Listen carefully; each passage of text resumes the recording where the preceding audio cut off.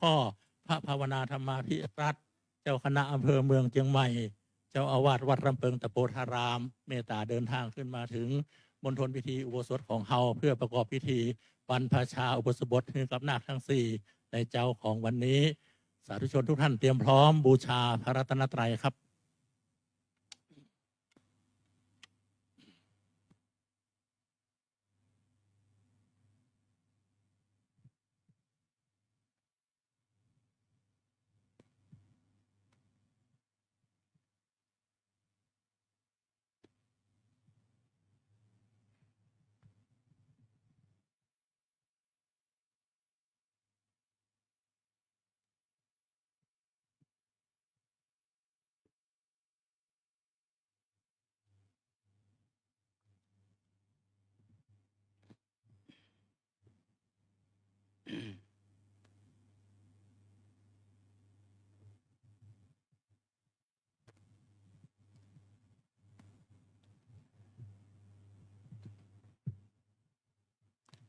อิมินาสการเรนะอิมินาสกาเลนะพุทธังอภิปูชยามะพุทธังอภิปูชยามะอิมินาสการเรนะอิมินาสกาเลนะธัมมังอภิปูชยามะธัมมังอภิปูชยามะอิมินาสการเรนะอิมินาสกาเลนะ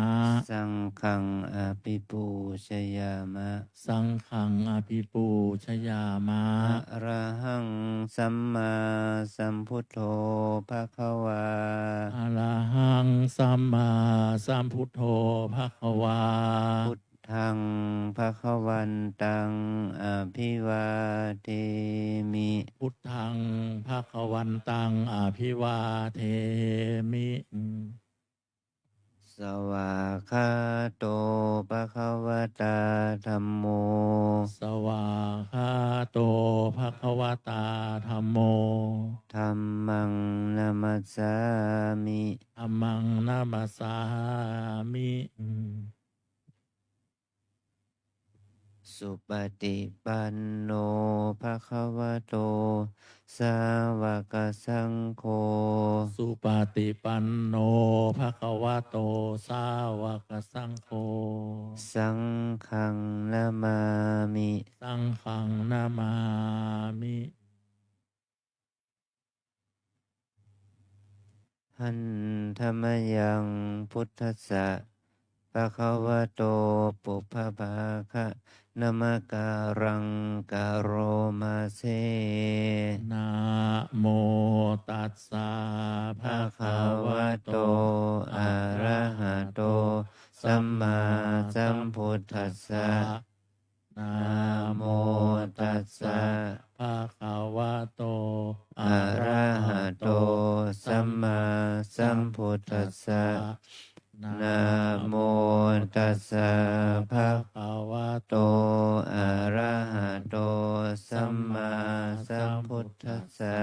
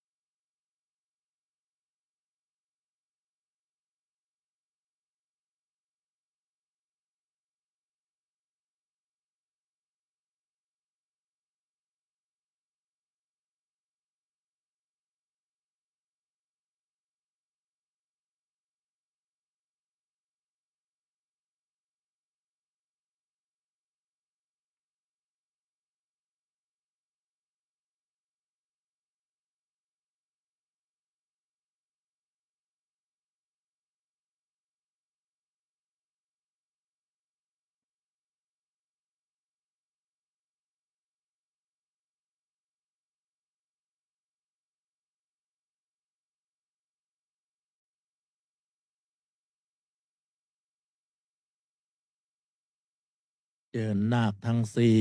พร้อมศรัทธาสาธุชนทุกท่าน กราบพระสงฆ์พร้อมกัน3 ครั้งเพื่อสมทานเบญจศีลในเบื้องต้นนาคออกเสียงด้วยครับ อัญชลี วันทาอภิวาทอัญชลี วันทาอภิวาท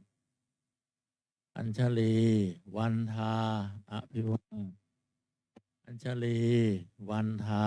อัญชลี ตัวแทนของนาคเข้ามาถวายผ่านเบญจศีล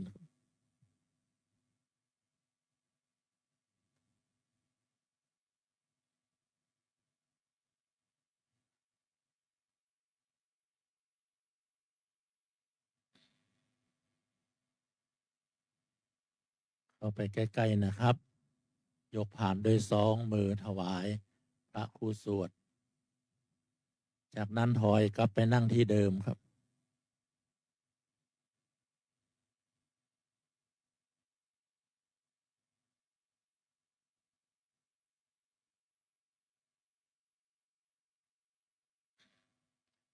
นาคทั้ง4พร้อมศรัทธาสาธุชนทุกท่าน สมทานศีล5พร้อมกันณบัดนี้มะยังพันเตวิสุงรักขณทายะติสรเนนะสหปัญจศีลานิยาจามะพุติยัมปิมะยังพันเตวิสุงรักขณทายะติสรเนนะสห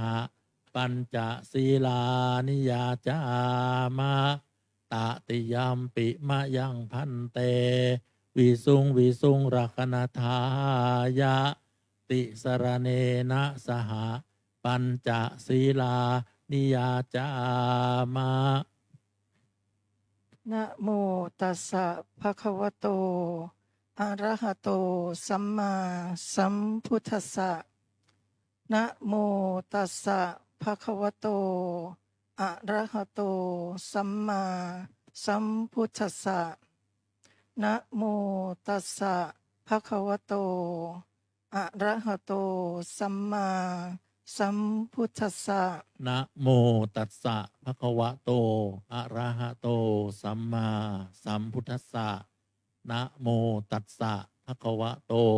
อะระหะโตสัมมาสัมพุทธัสสะนะโมตัสสะภะคะวะโตอะระหะโตสัมมาสัมพุทธัสสะ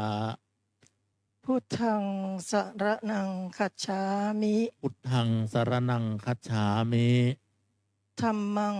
สรณังคัจฉามิ ธัมมังสรณังคัจฉามิ สังฆังสรณังคัจฉามิ สังฆังสรณังคัจฉามิ ทุติยัมปิพุทธัง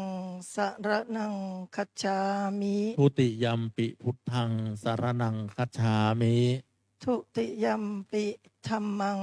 สรณังคัจฉามิ ทุติยัมปิธัมมังสรณังคัจฉามิ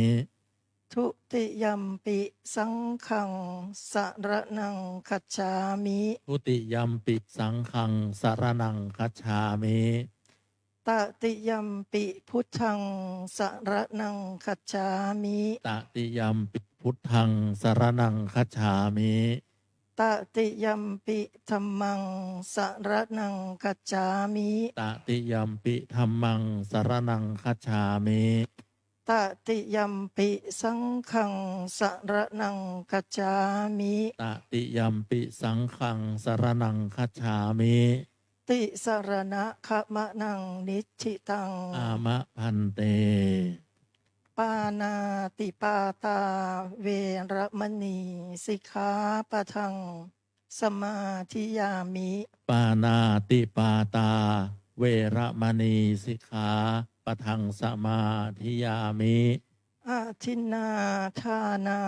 เวรมณีสิกขาปะทังสมาธิยามิ อะทินนาทานา เวระมณีสิกขา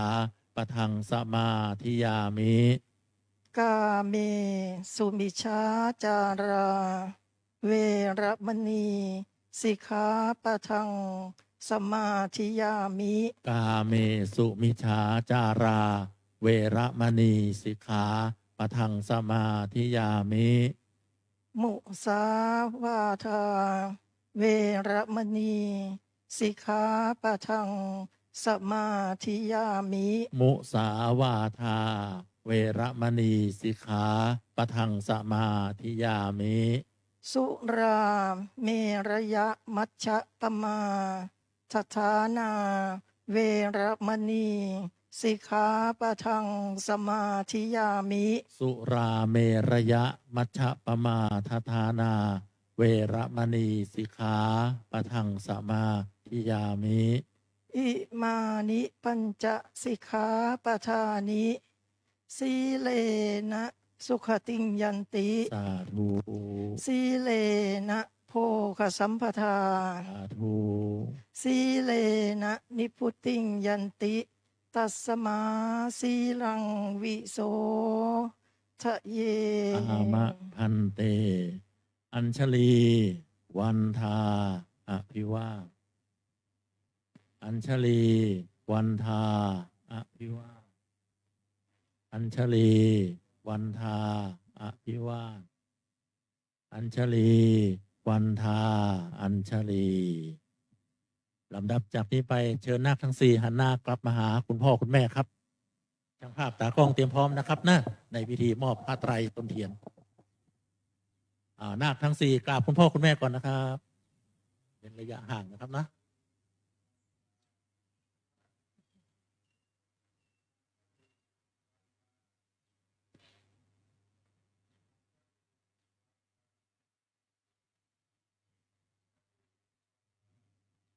จากนั้นขยับเข้ามานะครับคุณพ่อคุณแม่ขยับเข้าไปหาครับเพื่อมอบผ้าไตรให้กับนาคครับ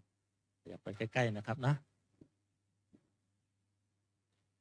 ค่อยๆยกเอาผ้าไตรนะครับพาดไปบนแขนของนาคนะครับนะเหมือนรูปที่หนึ่งนะ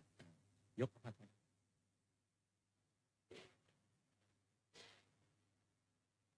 จากนั้นต้นเทียนหนึ่งต้นครับต้นเทียน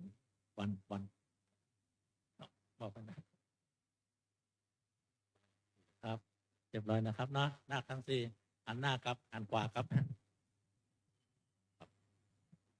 เดินเข้าไปหาพระอุปชฌาย์ครับ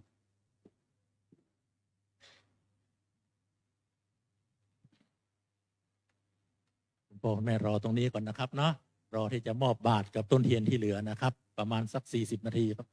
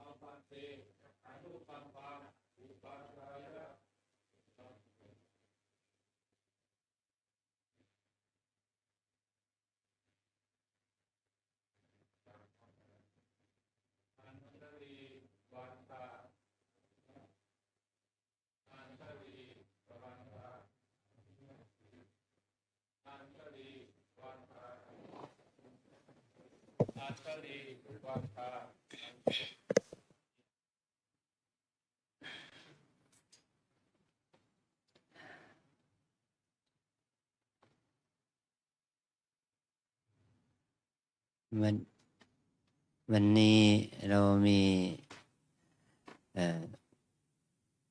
กุลบุตรที่มีความศรัทธาต่อพระพุทธศาสนา ต่อพระรัตนตรัยเข้ามาบรรพชาอุปสมบทที่ว่าเราจำนวน4 คน โดยมีนาคอุดมแดงทิพย์นักธนกรอุคำที่เป็นชาวไทย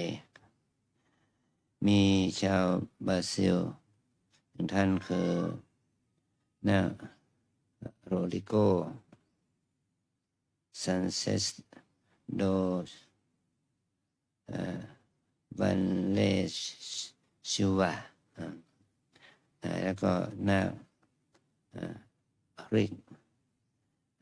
ชักโรเกอร์เป็นชาวเยอรมัน2 ท่านได้มีกุศลศรัทธาเข้ามาบรรพชาอุปสมบทในพระพุทธศาสนาได้มาเปล่งวาจาขอบรรพชาอุปสมบทด้วยคำบาลีว่าเอสาหังพันเตสุจิระปรินิพพุตัมปิเป็นต้นซึ่งแปลเป็นภาษาไทยได้ความหมายว่าก็แด่ท่านผู้เจริญท่านผู้เจริญหมายถึงพระสงฆ์นะพระสงฆ์ที่เป็นพระอันดับ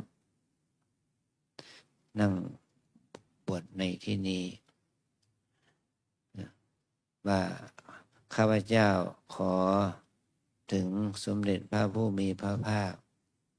แม้เสด็จดับขันธ์ปรินิพพานนานแล้วพระองค์นั้นขอถึงพระธรรมและพระสงฆ์ว่าเป็นที่พึ่งที่ระลึกขอพระสงฆ์หลายจงให้การบรรพชาอุปสมบทแก่ข้าพเจ้าในพระธรรมในนี้ด้วยเถิดนี่เราแปลเป็นภาษาไทยแต่อาจารย์แปลเป็นภาษาเยอรมันและภาษาโปรตุเกสไม่ได้ก็ถือว่าต้องทนฟังภาษาไทยไปก่อนนะมี not translate to Deutsch or to Portuguese language cannot translate continue but now we say about Bali language for respect to the Buddha, Dhamma and Sangha for all the nation to be among in Vinaya เราต้องอาศัยการศรัทธาด้วยใจนะ เมื่อเราอาศัยความศรัทธาด้วยใจ เรื่องภาษาจึงเป็นเรื่องเล็กน้อยไป เพราะผู้ที่มาบวชในพระพุทธศาสนา ต้องบวชด้วยความศรัทธาของเรานะ ความศรัทธาที่เรามีต่อพระพุทธเจ้า โดยก้าวข้ามหลักความหมายของภาษาว่าสิ่งเหล่านี้เราได้มีความศรัทธาในพระรัตนตรัยมีรวมไปถึงคุณพ่อคุณแม่พี่น้องญาติมิตรนะที่มาร่วมการบรรพชาอุปสมบทในวันนี้ วันนี้ได้มีกำหนดเปลี่ยนเป็นกำหนดการจากตอนบ่ายมาเป็นตอนเช้าเพราะว่าวันนี้ตอนบ่ายนี้ อาจารย์จะไปทำกิจทางศาสนาที่วัดพระธาตุศรีจอมทอง ที่วัดพระธาตุศรีจอมทองนั้นมีพระทั่วประเทศมารวมกันที่วัดพระธาตุศรีจอมทอง เพื่อปฏิบัติวิปัสสนากรรมฐานโครงการ45 วันอาจารย์จะไปเป็นประธานให้กรรมฐาน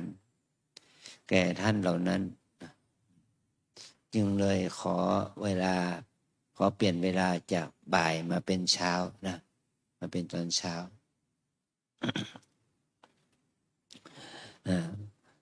การบวชไม่ว่าจะเป็นเช้าสายบ่ายค่ำท่านไม่ถือเลิกยามเลิกผานาที การบวชพระพุทธเจ้าบวชก็เหมือนกันบวชแก่ท่านโกณฑัญญะตอนที่พระองค์สอนพระปัญจวัคคีย์พระโกณฑัญญะขอบวชในตอนเย็นตอนค่ำนะบางท่านก็บวชในตอนเช้าบางท่านก็บวชในตอนสายบ่ายเย็นนะแม้แต่พระปัสสิมสาวกองค์สุดท้ายขอบวชกับพระพุทธเจ้า2-3 ทุ่มละจึงจะเข้าถึงได้บวชนะนี่เพราะเหตุนี้เราไม่ถือเลิกถือยามในการบวชนะเราถือความศรัทธาความเลื่อมใสในพระรัตนตรัยพอความพร้อมเมื่อไหร่ก็บวชได้เมื่อนั้นไม่ถือเลิกยามเลิกผ่านาทีอะไรนะอันนี้คือเป้าหมายจุดประสงค์ว่าวันนี้เป็นวันอาทิตย์ที่วัดลำเพิงเอาวันอาทิตย์มาเป็นวันบวชของสำนักนะครับของวัดก็เพราะว่าญาติโยมนะได้มีวันเป็นวันหยุดนะเป็นวันหยุดจึงเอาวันอาทิตย์มาเป็นวันกำหนดการบวชประจำของทุกวันอาทิตย์ถ้าใครมีความศรัทธาอยากจะบวชก็เมื่อมาสมัครแล้วก็จะเอาอาทิตย์ไหนของเดือนอาทิตย์ต้นเดือนกลางเดือนปลายเดือนนะก็ตามที่ญาติโยมและเจ้าภาพสะดวกเราไม่มีเลิกยามอย่างนี้นะเมื่อเป็นเช่นนี้เราได้ถือว่าได้อนุโลมบวชตามพุทธประสงค์ของพระสัมมาสัมพุทธเจ้าแล้วโดยที่ว่าเราบวชเนี่ยเราจะต้องมีใจศรัทธาในพระรัตนตรัยเนี่ยพระพุทธเจ้าที่พระองค์ได้ทรงตรัสรู้ธรรมเมื่อพระองค์ได้ตรัสรู้ธรรมแต่ก่อนพระองค์ก็เป็นคนธรรมดาออกบวชเพื่อแสวงหาธรร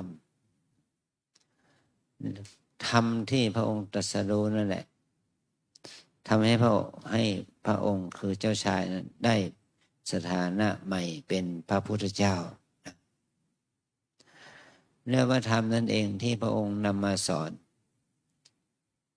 นี่เช่นสอนพระปัญจวัคคีย์ธรรมนั้นแหละทำให้บุคคลทั้งหลายเหล่านั้นได้เป็นพระอริยสงฆ์เนี่ยพระพุทธเจ้าได้พระอริยสงฆ์ได้สถานะเป็นพระพุทธเจ้าเป็นพระอรหันต์สัมมาสัมพุทธเจ้าเป็นพระอรหันต์สาวกเนี่ยโดยอาศัยดักธรรมพ่อธรรมที่ได้รับคำสั่งสอนแต่พระพุทธเจ้าพิเศษหน่อยพระองค์นั้นไม่มีใครสอนพระองค์เอาไม่ใช่เอาหลักคำสอนของใครแต่พระองค์นั้นเอาการสังเกตของศึกษาเรียนรู้จากตัวเองในวันเพ็ญวิสาขะเนาะตอนนี้เราก็ถือว่าอยู่ในช่วงเดือนวิสาขะนะวิสาขะเป็นวันที่เหมือนกับว่าถ้าวันวิสาขะเป็นวันตรัสรู้ก็หมายความว่าวันนี้เป็นวัน8 ค่ำ7 ค่ำเนี่ยพระองค์ได้เพิ่งตรัสรู้มา7 วันเท่านั้นเองเป็นช่วงที่พระองค์ได้ทรงเสวยความสุขจากการหลุดพ้นที่เราเรียกเสวยวิมุตติสุขสุขที่เกิดจากความหลุดพ้นมา7 วันเท่านั้นเองเนี่ยนี่คือปรากฏการณ์ที่สำคัญในเดือนวิสาขะและเป็นเดือนที่เป็นการที่พระองค์ได้ประสูติด้วยพระองค์ก็ประสูติด้วยแล้วก็หลังจากนั้น7 วันที่จากจะประสูติก็เป็นวันที่พระนางสิริมหามายาสวรรคตด้วยวันนี้ก็เป็นวันที่พระนางสวรรคตเลยนะเป็นวันที่พระราชมารดาสวรรคตในวันนี้นะและวันที่พระองค์ปรินิพพานและวันพรุ่งนี้แหละจะเป็นวันที่มวลมหาชนทั้งหลายจะได้ถวายพระเพลิงให้แก่พระสรีระของพระองค์นะถึงพรุ่งนี้เขาเรียกว่าวันอัฐมีบูชาเป็นวันถวายพระเพลิงแก่พระสรีระของพระสัมมาสัมพุทธเจ้านะ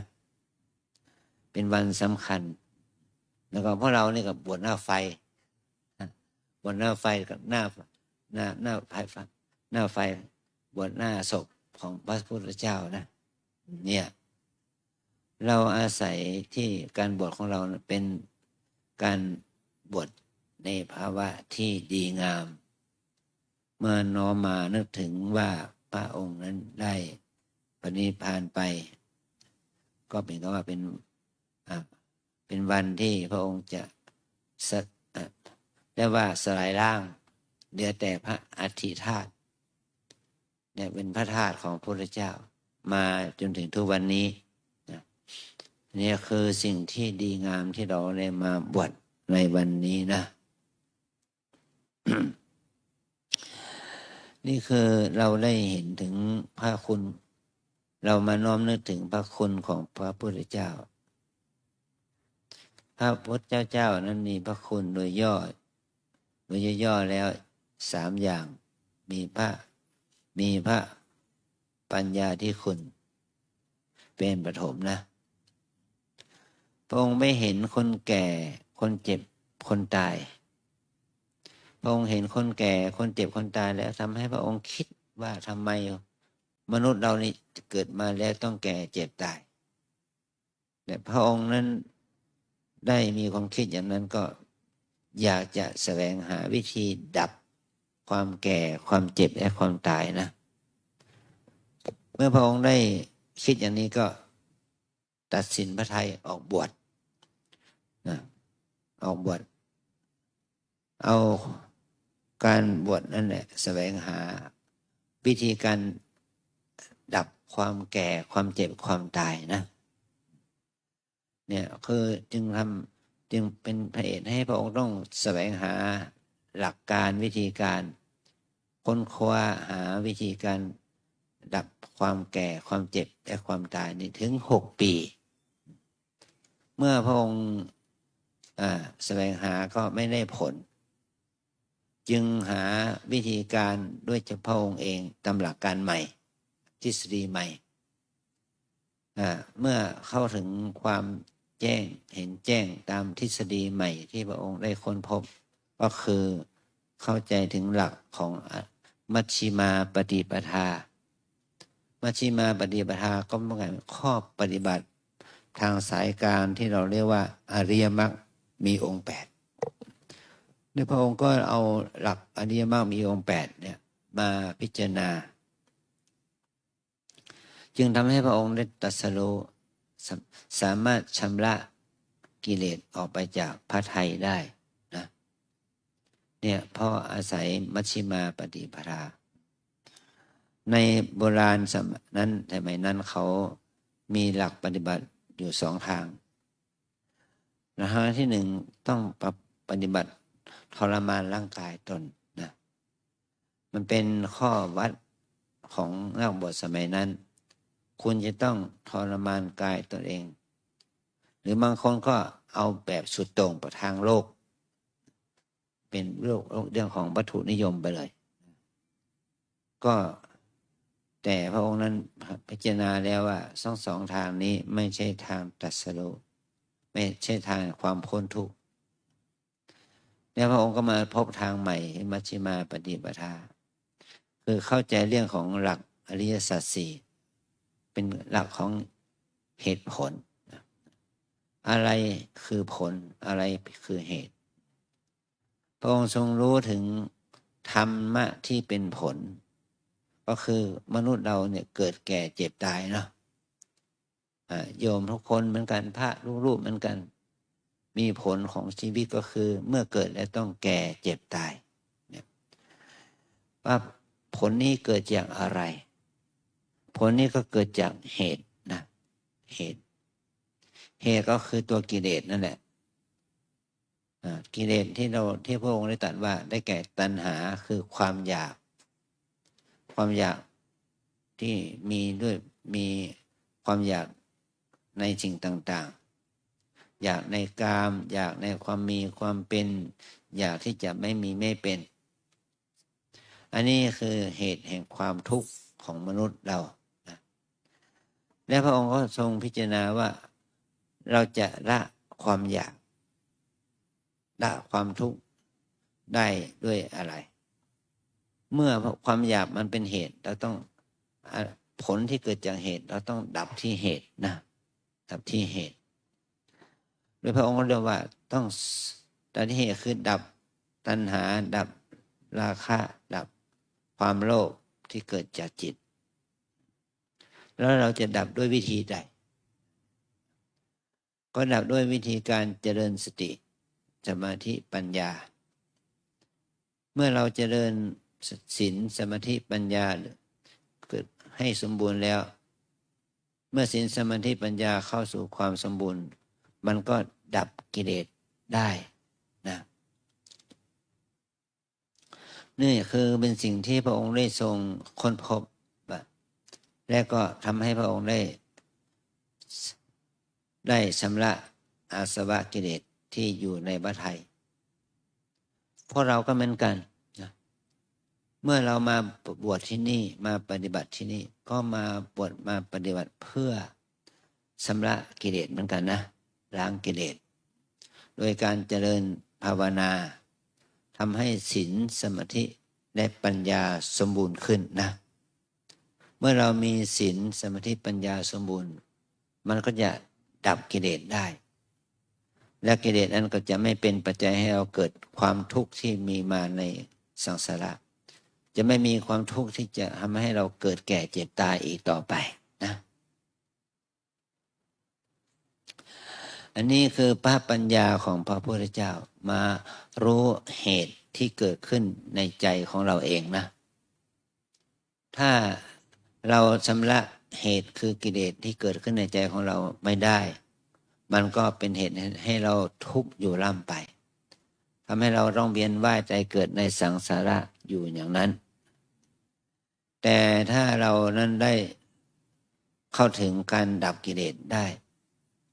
ดับราคะโทสะโมหะได้ มันเป็นเหตุให้กิเลสนั้นดับไปได้ด้วยปัญญาศีลสมาธิมันก็จะเป็นเหตุให้เราไม่ต้องไปเวียนว่ายแต่เกิดในภพใหม่นะภพใหม่จะได้ไม่เกิดขึ้นกับเราต่อไปอย่างนี้นะคือธรรมะที่เป็นสัจจะที่เป็นนิยามที่เป็นสัจจะที่เป็นทฤษฎีที่แน่วแน่ที่มั่นคงไม่ว่าจะเป็นความรู้ที่ผ่านมาเป็นพันปีหมื่นปีนะกฎของธรรมชาตินี้ก็มีอย่างนั้นมันเหมือนกับว่ากฎของแรงโน้มถ่วงมันไม่ใช่มีเฉพาะที่นักวิทยาศาสตร์ค้นพบกฎของแรงโน้มถ่วงมันก็มีตั้งแต่ความอุบัติขึ้นของโลกอุบัติขึ้นมาเป็นกี่ร้อยล้านปีกี่พันล้านปีแรงโน้มถ่วงก็เกิดขึ้นในฐานะที่เราเป็นสัตว์โลกเป็นมนุษย์เราอาศัยแรงโน้มถ่วงของโลกนั้นทำให้ตัวเราไม่หลุดลอยออกไปสู่อวกาศแต่ถ้าเราไปอยู่ในกระสวยอวกาศนะที่มันไม่มีแรงโน้มถ่วงของโลกมันก็ทำให้เคว้งคว้างเนาะที่เราได้ศึกษาจากทางที่เขาประถ่ายภาพยานอวกาศให้เราเห็นนั่นแหละเนี่ยเพราะว่าในสภาพนั้นเป็นสภาพที่ไร้น้ำหนักทุกอย่างไร้น้ำหนักไปหมดอย่างนี้นะสิ่งเหล่านี้เนี่ยมันเป็นตัวสัจธรรมว่าทุกข์เกิดจากอะไรเหตุแห่งทุกข์เกิดจากอะไรเราจะดับทุกข์ได้อย่างไรวิธีการดับทุกข์มีอะไรบ้างนะ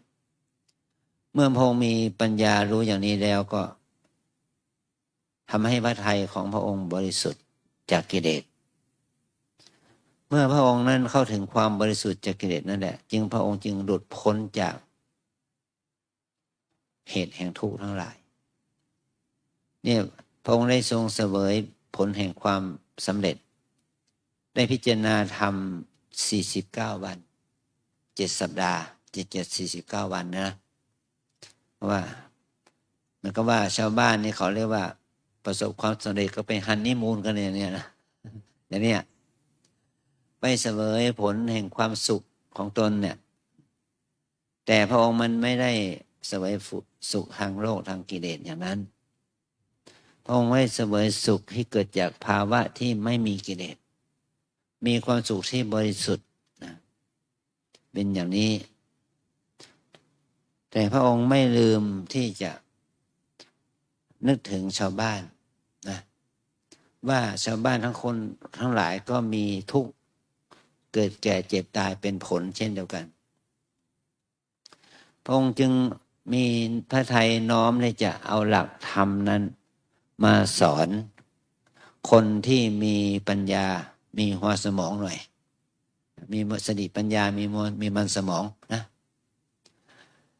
แล้วนึกถึงบุคคลที่จะสอนเมื่อนึกถึงพระปัญจวัคคีย์พระองค์ก็เอาหลักธรรมนั้นมาสอนคนที่มีความคิดที่อยากจะฟังธรรมจากพระพุทธเจ้าคือพระปัญจวัคคีย์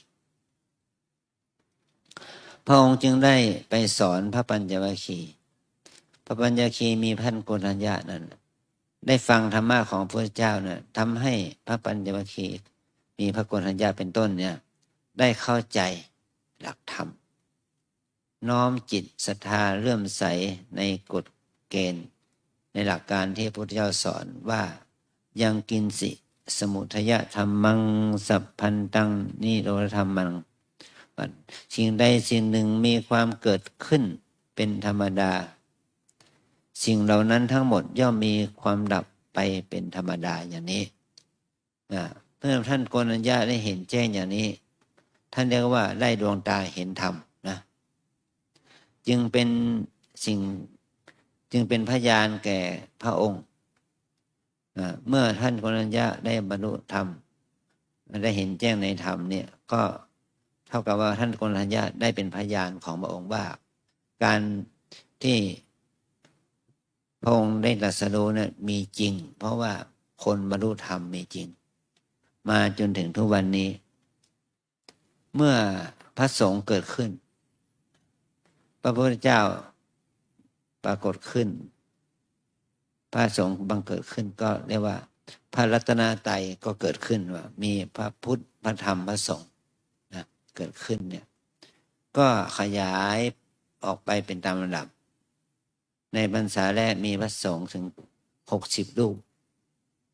บรรลุธรรมนะเป็นพระอรหันต์มีอุบาสกอุบาสิกาบรรลุธรรมเป็นพระโสดาบันพระสกทาคามีเป็นต้นนะเป็นเหตุให้พระองค์นั้นได้มีพระกรุณาแนะนำให้พระสงฆ์ทั้งหลายออกไปเผยแพร่ธรรมนะออกไปเผยแพร่ธรรมไปทั่วทิศจึงเกิดพระพุทธศาสนาขึ้นมานับตั้งแต่นั้นมา45 ปีพระองค์ไม่เคยหยุดจนถึงวันสุดท้ายที่พระองค์จะต้องปรินิพพานนะ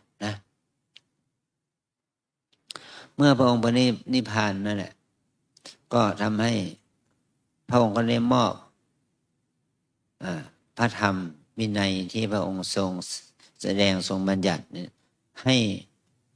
พุทธบริษัทภิกษุภิกษุณีอุบาสกอุบาสิกาเคารพนับถือพระธรรมวินัยว่าเป็นศาสดาแทนพระองค์ที่บอกถึงแก่กรรมปรินิพพานไปแล้วนั้นนะนี่คือพระพุทธเจ้าเมื่อที่ได้ทำกิจนี้เรียกว่าทำกิจเป็นโลกัตถจริยาสงเคราะห์โลกโดยพระมหากรุณาของพระองค์นะ เมื่อพระองค์มีพระมหากรุณาเกิดขึ้น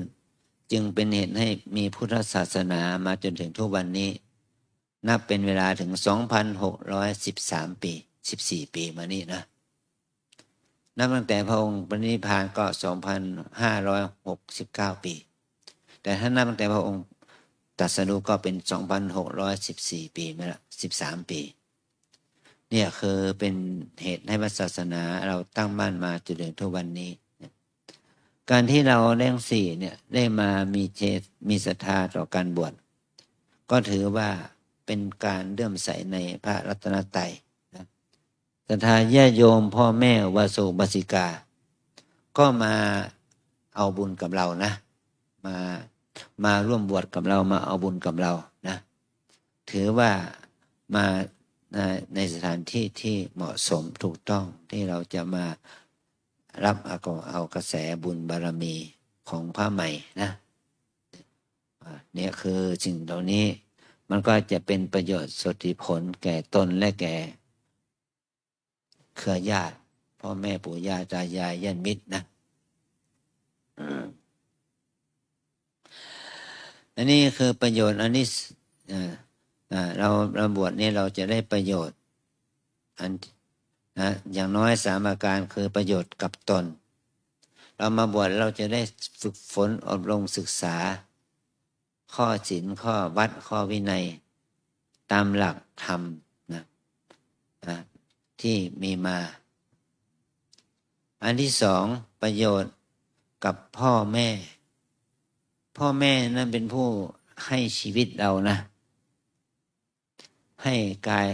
แก่เราให้อวัยวะน้อยใหญ่แก่เราให้ชีวิตเนื้อหนังแก่เราพ่อแม่ในเมื่อเรามาบวชเราต้องมีเอาสิ่งนี้มาบวช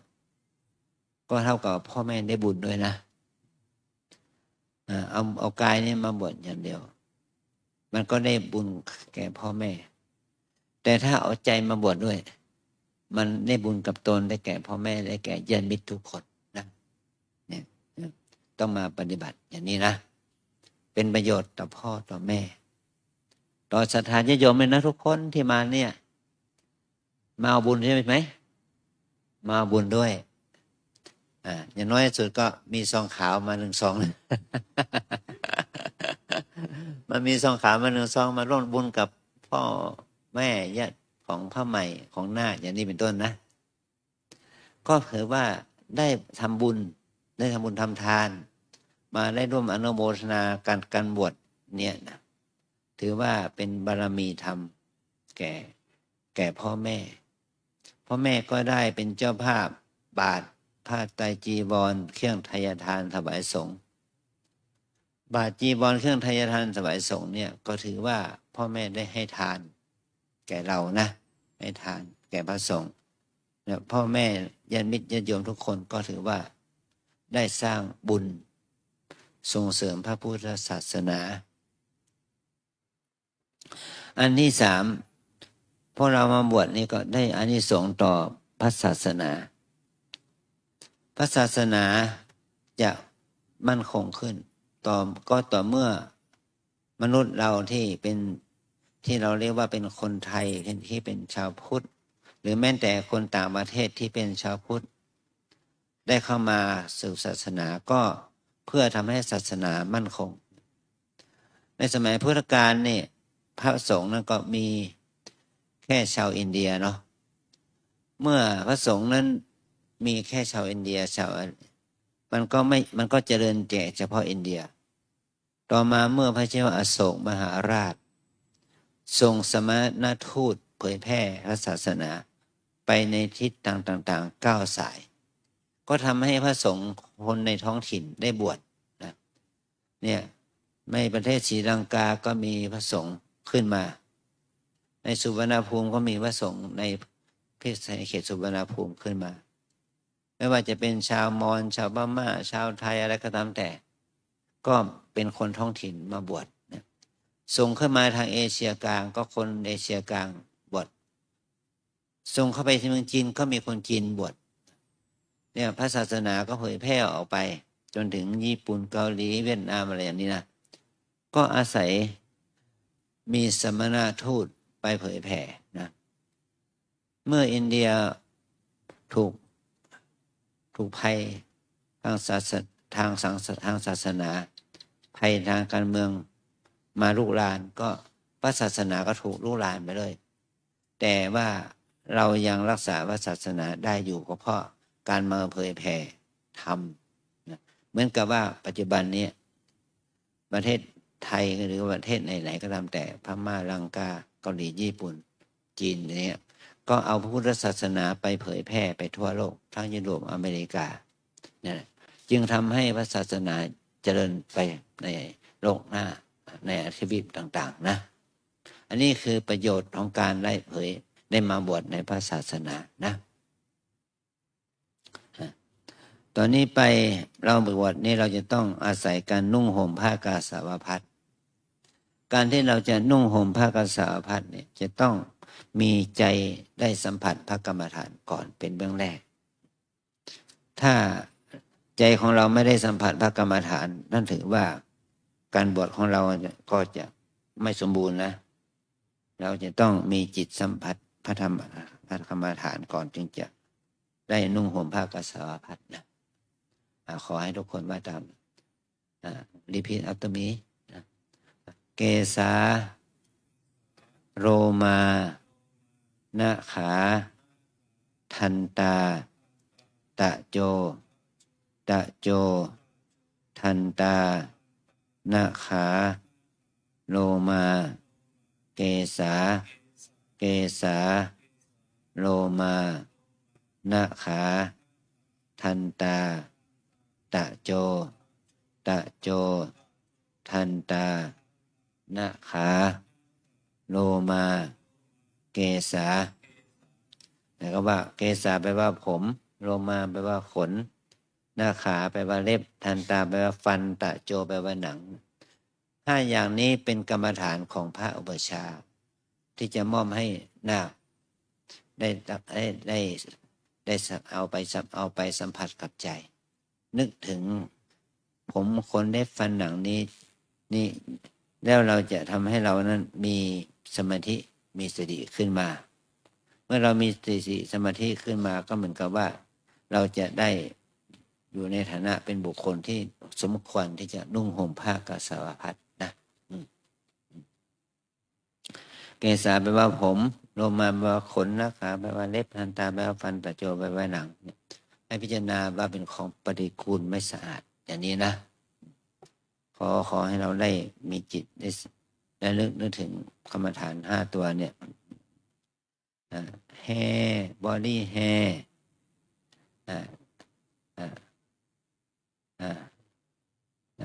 snail tooth or skin five section for keep it for contact your heart five section hair body hair snail tooth and snail skin 5 factor วันนี้ไปให้ถอดเสื้อออก take off your shirt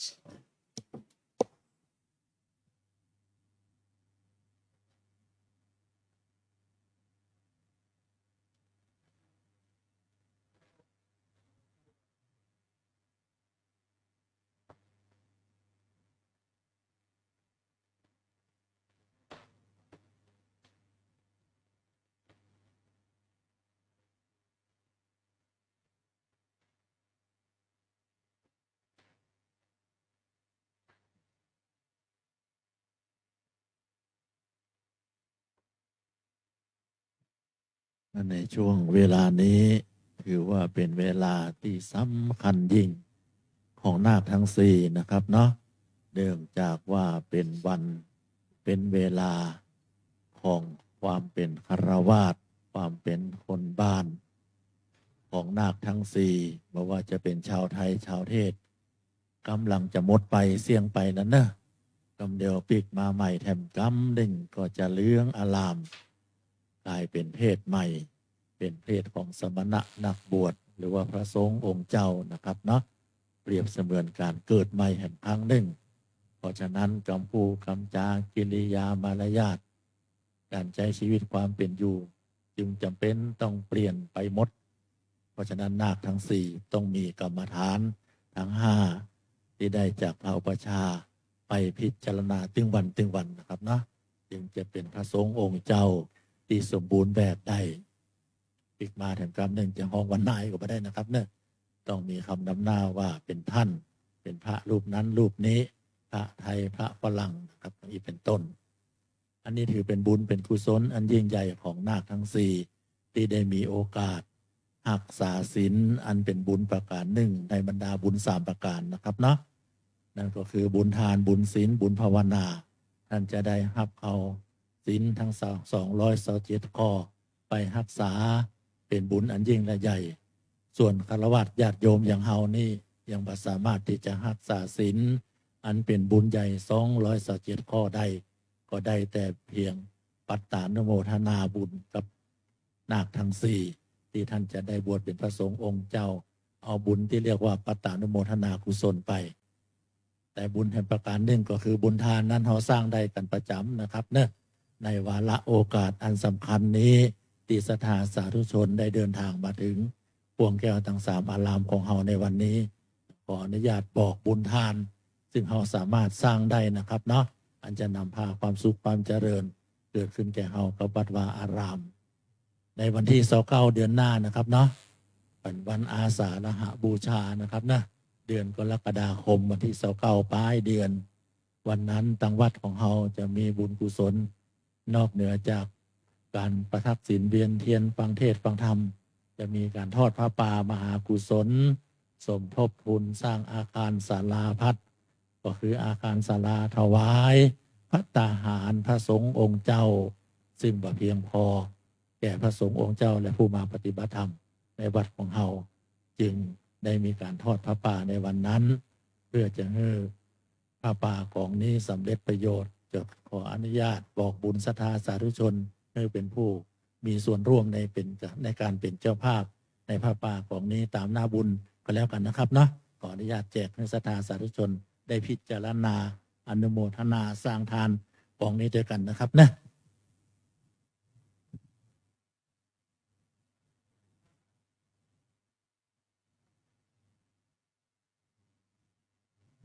ตั้งรูปนี่ผมขออนุญาตแจกเองนะครับนะคณะศรัทธาท่านใด ต้องการประสงค์ก็เอาฮับได้ที่ผมนี่นะครับเนาะถ้าท่านใดบ่มีประกาศรอที่ผมนี่นะครับนะอันนี้ทอดไปที่29เดือนหน้านะครับเนาะฮับไปก่อนก็ได้นะครับนะท่านแรกนะครับเนาะเอาบุญไปก่อนครับผมท่านต่อไปครับนะครับนะตามหน้าบุญก็แล้วกันนะครับนะท่านใดจะทำบุญแบบยุคใหม่สแกนก็ได้นะครับนะมี QR code ด้วยนะครับนะหรือท่านใดต้องการแบบเก่าทำบุญแบบเดิมๆก็มี วันนี้โชคดีนะเพราะเรามาในช่วงฝนตกเนาะเพราะเราอยู่ในภาวะที่โหยหาน้ำฝนมาหลายเดือนเนาะตั้งแต่เดือนกุมภามีนาเมษาพฤษภากว่าฝนจะตกนะทั่วฟ้าโอ้ยโหยหามาหลายเดือนนะหาน้ำฝนไม่ได้ ตอนนี้ฝนมันเข้ามาหยาดพิรุณมาจากฟ้าดีใจเนาะมีน้ำฝนนะเราต้องขอบคุณเทวดาพระพิรุณนะขอบคุณน้ำฝนที่ตกมาให้อากาศสะอาดเราเราเจอระบบคุณฝุ่นควัน PM 2.5 มาหลายเดือนน่ะอึดอัดไม่สบายทางเรื่องของอากาศเนี่ยเราได้น้ำฝนมาช่วยชำระอากาศทำให้เราเห็นภูเขาชัดเจนขึ้นเห็นบรรยากาศชัดเจนขึ้นเหมือนกับเครื่องกรองฝุ่นเนี่ยบางทีสูงปิดเลย100 กว่าปัจจุบันนี่ก็มันก็เป็นปกติแล้วมันจะทำให้เรารู้สึกดีขึ้นนะ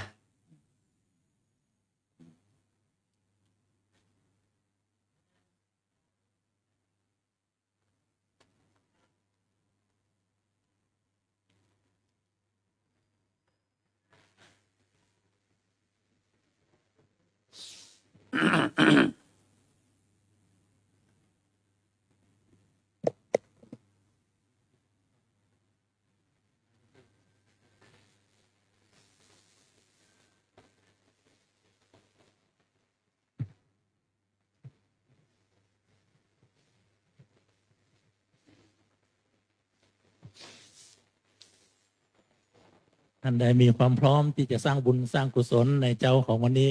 อธิษฐานแล้วก็เดี๋ยวไปเอาที่ผมนะครับเนาะเดี๋ยวผมจึงเดินอยู่แถวนี้อยู่แฮมเมิร์นอยู่นะครับทั้งบนรอสักคำก่อนนะครับเนี่ยเดี๋ยวรอสักคำนะรอพร้อมๆกันนะครับ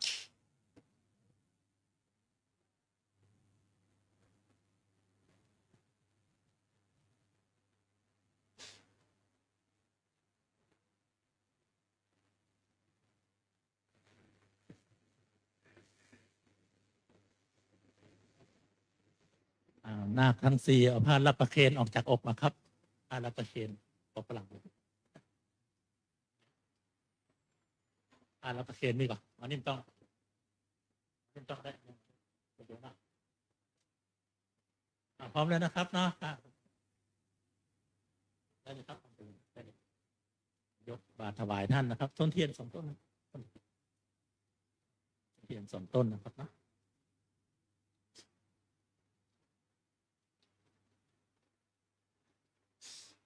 จากนั้น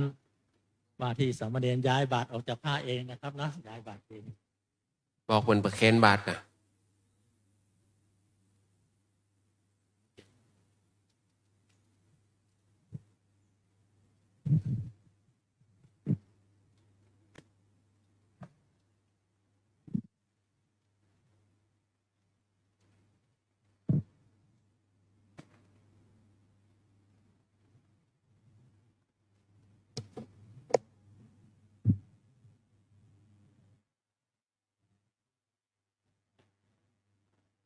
หันหลังมาหันหน้ามาทางนี้ครับผมเดินเข้าไปหาเลยครับผมนะฮะอุปชาเลยครับเมื่อว่าที่สามเณรทั้ง4ไปถึงด้านหน้าพระสงฆ์เป็นที่เรียบร้อยนะครับเนาะเชิญคุณพ่อคุณแม่นะครับนักศรัทธาทางบนเนี่ยลงนั่งสารบาตรทั้งรูปได้เลยนะครับเนี่ยรับปัดจะเมื่อกี้ก็ได้อยู่เมื่อกี้ก็ได้เราต่อพระ1 รูปนั่งตรงพระ วางไว้ด้านซ้าย แล้วมีอะไรบ้างเรียบร้อยอ๋อครับ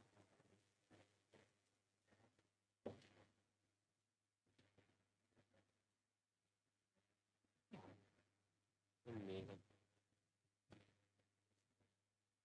ภาพอื่นมีครับภาพอื่นมีถวายกราบอัญชลี อัญชลีวันทาอภิวาทอัญชลีวันทาอภิวาทอัญชลีวันทาอภิ โอ้ วา ภาพของเขาแล้วกัน ทอัญชลีวันทา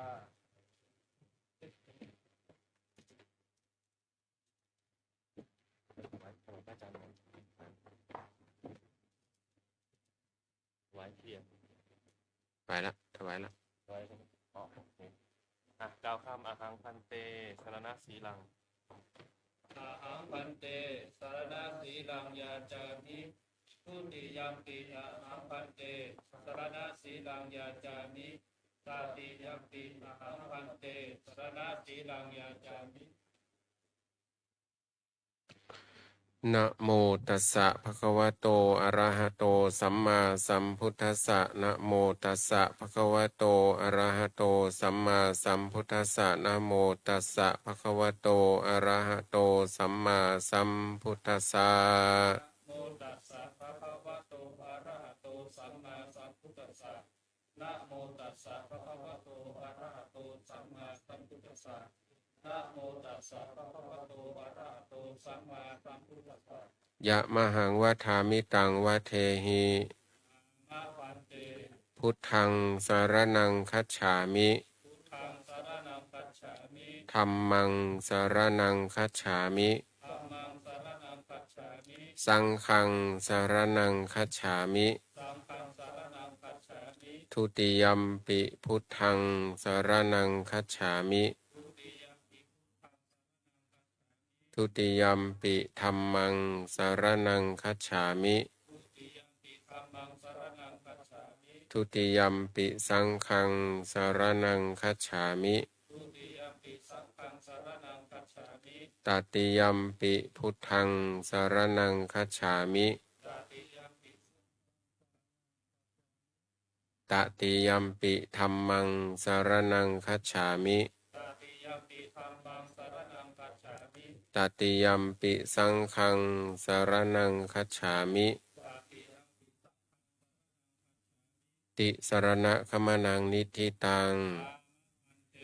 ปานาติปาตาเวรมณี ปานาติปาตาเวรมณี อทินนาทานาเวรมณี อาทินนาทานาเวรมณี อภรมจริยาเวรมณี พระมัจจาริ มุสาวาทาเวรมณี สุราเมรยมัชฌะปมาทฐานาเวรมณี ราเมรยมัชฌปมาทัฏฐานาเวรมณี วิกาลโภชนาเวรมณี วิกาลโภชนา นัจจคีตวาทิตวิสุกะทัสนาเวรมณี นาจาปิตวาทิตาภิสุกะทัสนาเวรมณี มาลาคันทะวิเลปนะธารณะมันดนะวิภูสนัฏฐานาเวรมณี ปาลาคันทะวิเลปนะธารณะปานดานะวิภูตานัฏฐานาเวรมณี อุจจาสยนะมหาสยนาเวรมณี อุจจาสยนะมหาสยนาเวรมณี ชาตะรูปรชตะปฏิฆหนาเวรมณี ราตา อิมานิทัสสะสิกขาปทานิสมาธิยามิ อิมานิทัสสะสิกขาปทานิสมาธิยามิอิมานิทัสสะสิกขาปทานิสมาธิยามิอิมานิทัสสะสิกขาปทานิสมาธิยามิ กราบพร้อมกันอัญชลี อัญชลีวัน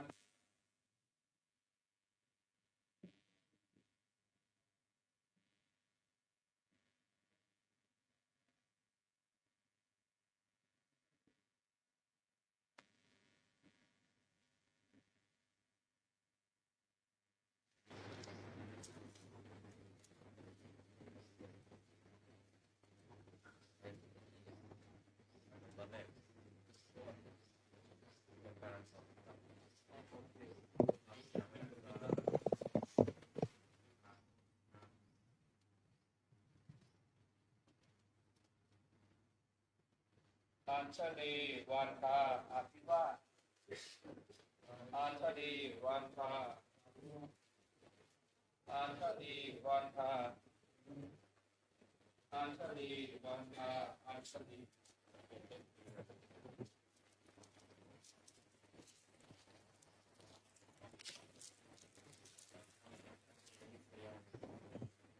อาหังพันเตอิสายังยาจามิทุติยมปิอาหังพันเตอิสายังยาจามิตติยมปิอาหังพันเตอิสายังยาจามิอุปชายโยเมปันเตโหติอุปชายโยเมปันเตโหติอุปชายโยเมปันเตโหติ ปฏิรูปัง โอปายิกัง ปาสาธิเกนะสัมปาเทหิ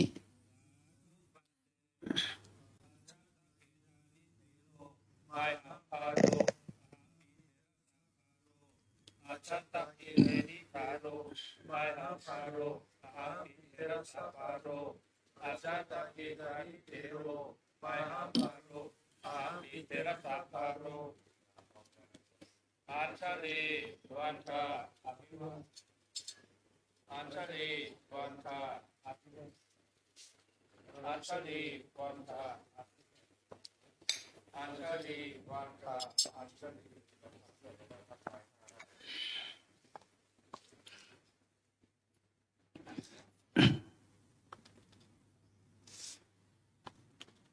บัดนี้เธอทั้งสี่ได้เป็นสามเณรโดยสมบูรณ์แล้ว เมื่อเธอได้เปล่งวาจาว่าตติยัมปิสังฆังสรณังคัจฉามิจบลงเธอได้ฐานะที่พ้นจากความเป็นชาวบ้านเป็นคฤหัสถ์ในเวลา 9:34 นาทีนะ ต่อจากนั้นพระอาจารย์ท่านให้ศีลอีก10 ข้อ ในฐานะที่เราเป็นสามเณรนะตั้งแต่เว้นจากการฆ่าสัตว์ตัดชีวิตเป็นถึงเว้นจากการรับเงินรับทองเป็นของตนนะ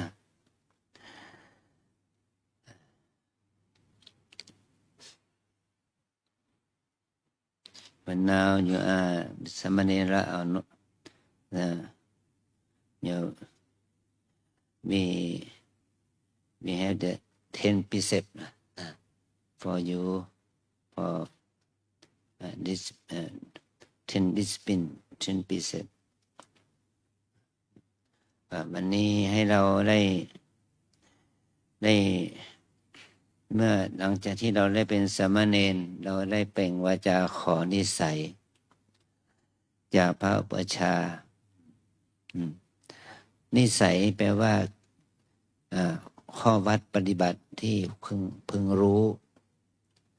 ข้อวัดปฏิบัติที่เราจะต้องประพฤติปฏิบัติในฐานะที่เราได้เป็นสามเณรได้ขอนิสัยกับพระอุปัชฌาย์อุปัชฌาย์นี่มีความหมาย2 อย่างอย่างที่1แปลว่าเป็นผู้เพ่งดูข้อประพฤติปฏิบัติเมื่อผู้มาบวชทำนี้ก็ไม่มีปัญหาแต่ถ้าทำไม่ถูกต้องก็โดยอาศัยพระอุปัชฌาย์ครูบาอาจารย์แนะนำพร่ำสอนนะอันที่2พระอุปัชฌาย์ทำหน้าที่รับรองเธอจากความเป็นสามเณรให้มาเป็นพระภิกษุให้การรับรองแก่สงฆ์ว่าเรา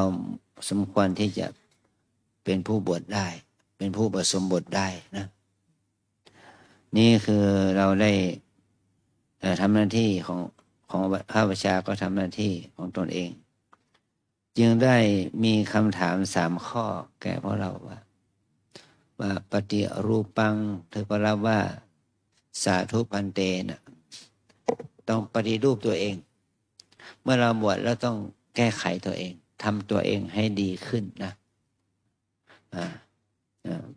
ปฏิรูปัง progress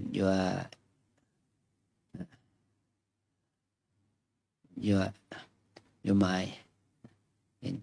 for be the good monk นะแล้วก็2โอปายิกังแปลว่า ชอบด้วยอุบายของบัณฑิต เมื่อเราบวชแล้วเราต้องดำเนินตามพระธรรมวินัยของพระพุทธเจ้า อันที่สามปาสาธิเกนะสัมปาเทหิ แปลว่าเธอจงประพฤติตนให้เป็นที่น่าศรัทธาเลื่อมใสของมวลมหาชนความน่าเลื่อมใสก็จะเกิดขึ้นกับประชาชนได้ ความน่าเลื่อมใสจะเกิดขึ้นกับพ่อแม่ญาติมิตรได้ ความน่าเลื่อมใสมันจะเกิดขึ้นกับเพื่อนนักบวชด้วยกันได้นะอันที่สามเธอได้เปล่งวาจาถึงว่าอัจฉตเคธานิแปลว่าตั้งแต่นี้ไปภาระของข้าพเจ้าเนี่ยเป็นเหมือนกับเป็นภาระของพระเถระภาระของพระเถระก็เหมือนกับภาระของข้าพเจ้าภาระแปลว่าหน้าที่เรามาอยู่ที่นี่เราต้องมีหน้าที่ที่เราจะทำต่ออุปัชฌาย์อาจารย์มีการช่วยทำกิจกรรมทำวัดสวดมนต์ปัดกวาดเช็ดถูรักษาเสนาสนะวัดที่พักที่อาศัยนี่เป็นหน้าที่ของเรานะดูแลห้องน้ำห้องท่าอันที่สองเป็นภาระที่อุปัชฌาย์จะต้องดูแลเพราะเราถ้าเพราะเราขาดแคลนอะไรที่จำเป็นต่อความเป็นพระใหม่แต่ว่าหาไม่ได้ก็ต้องดูพระพี่อุปัชฌาย์อาจารย์พระพี่เลี้ยงก็ต้องดูแลเธอนะขาดแคลนอะไรก็บอกพระพี่เลี้ยงบอกครูบาอาจารย์นะอันนี้เป็นภาระหน้าที่ที่จะต้องดูแลกันเนาะตอนนี้ไปจะได้ยกเธอขึ้นเป็นภิกษุในพระพุทธศาสนาชื่อของเธอยังเป็นภาษาบาลีอยู่จึงตั้งชื่อใหม่ให้แก่เธอเรียกว่าฉายาสามเณรอุดมแนะนำฉายาว่าชยธรรมโมสามเณรริโกแนะนำฉายาว่าเตชะวโนสามเณรธนกรแนะนำฉายาว่าธนกโรสามเณรริ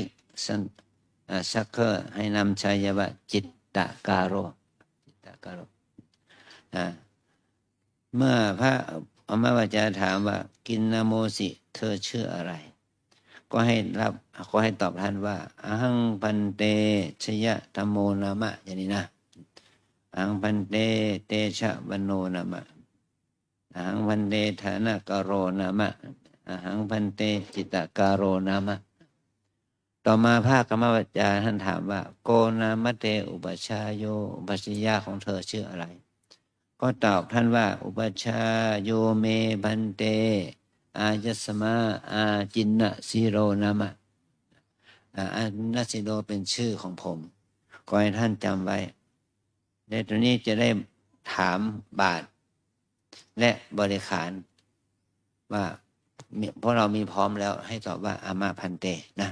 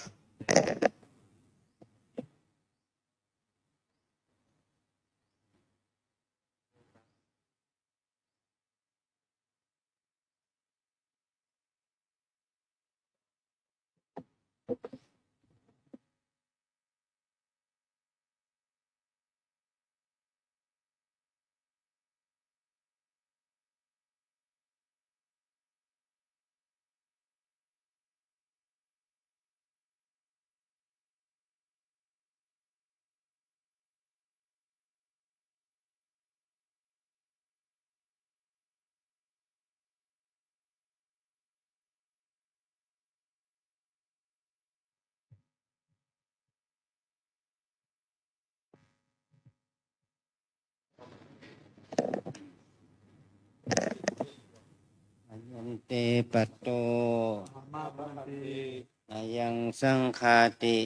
อามาพันติ อายังอุตราสังโฆ อามาพันติ อายัง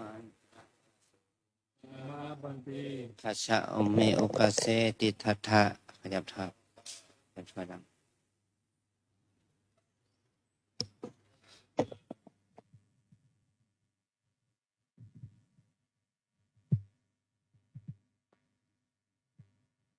รูปที่หนึ่งรูปที่สองยืนหลังผ้าขาวเนี่ยครับนะสามกับสี่มาเราให้นะสามสี่นั่งเก้าอี้สีน้ำเงินรอครับนั่งข้างนอกเลยช่วงนี้เป็นช่วงที่สองนะครับเนาะช่วงของการอุปสมบทซึ่งเป็นสังฆกรรมนะครับบันทึกภาพถ่ายรูปต้องขยับถอยนะครับนะอยู่ในเฉดข้างบนเอาห้ามเข้าไปในตีนใจคาของอุโบสถนะครับเนาะข้างล่างเอาแนวใบเสมาธรรมจักรครับนะเป็นที่ตั้งฝั่งโน้นก็เหมือนกันนะครับฝั่งนี้ก็เหมือนกันนะครับอยู่นอกเขตนะครับเนาะนี่ได้ครับนะ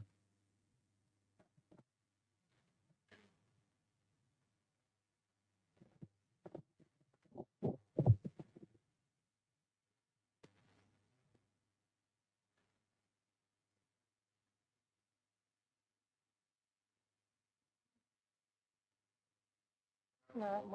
ตัสสะภะคะวะโตอะระหะโตสัมมาสัมพุทธัสสะนะโมตัสสะภะคะวะโตอะระหะโตสัมมาสัมพุทธัสสะนะโมตัสสะภะคะวะโตอะระหะโตสัมมาสัมพุทธัสสะ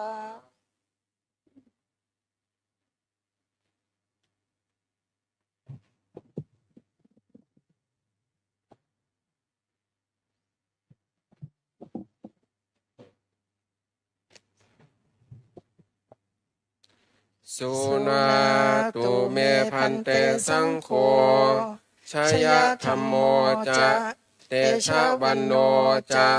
อายะสมะโตจินสีลาสัพพสัมปทาเปคายาทิสังคสัพปตะกัลลังอาหังชยธรรมัญจะเตชะวันนันจะอนุสาสยยัง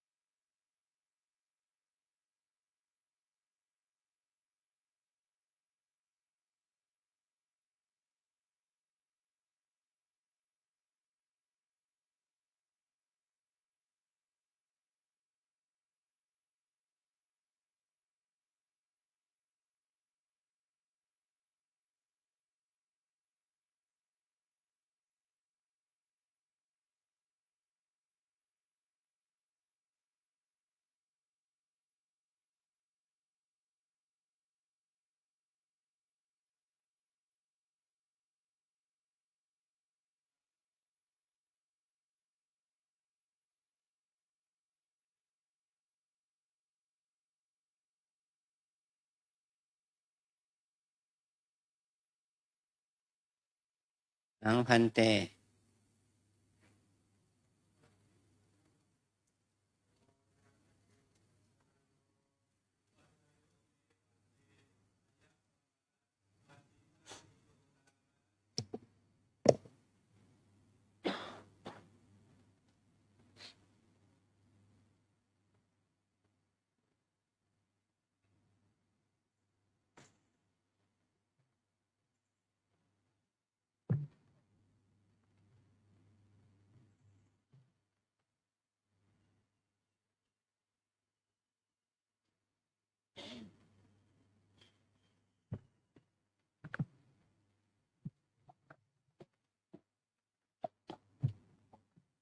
สุนา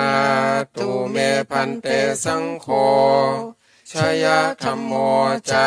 เต เตชะวันโนจะอายะสมโตจินสีลสัพพสัมปทาเปคาอนุสิทธะเตมยายาทิสังคสัปตะกลังชายะธรรมโมจะเตชะวันโนจะอาคัจฉัยยุงอาคัจฉทะเข้ามา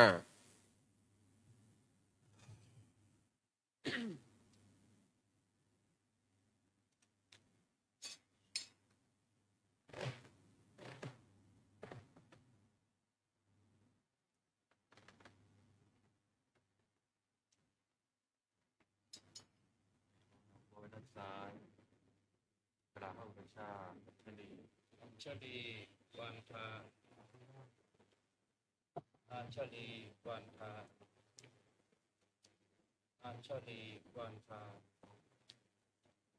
อัญชลีวันทาอัญชลี ไว้ดอกบัว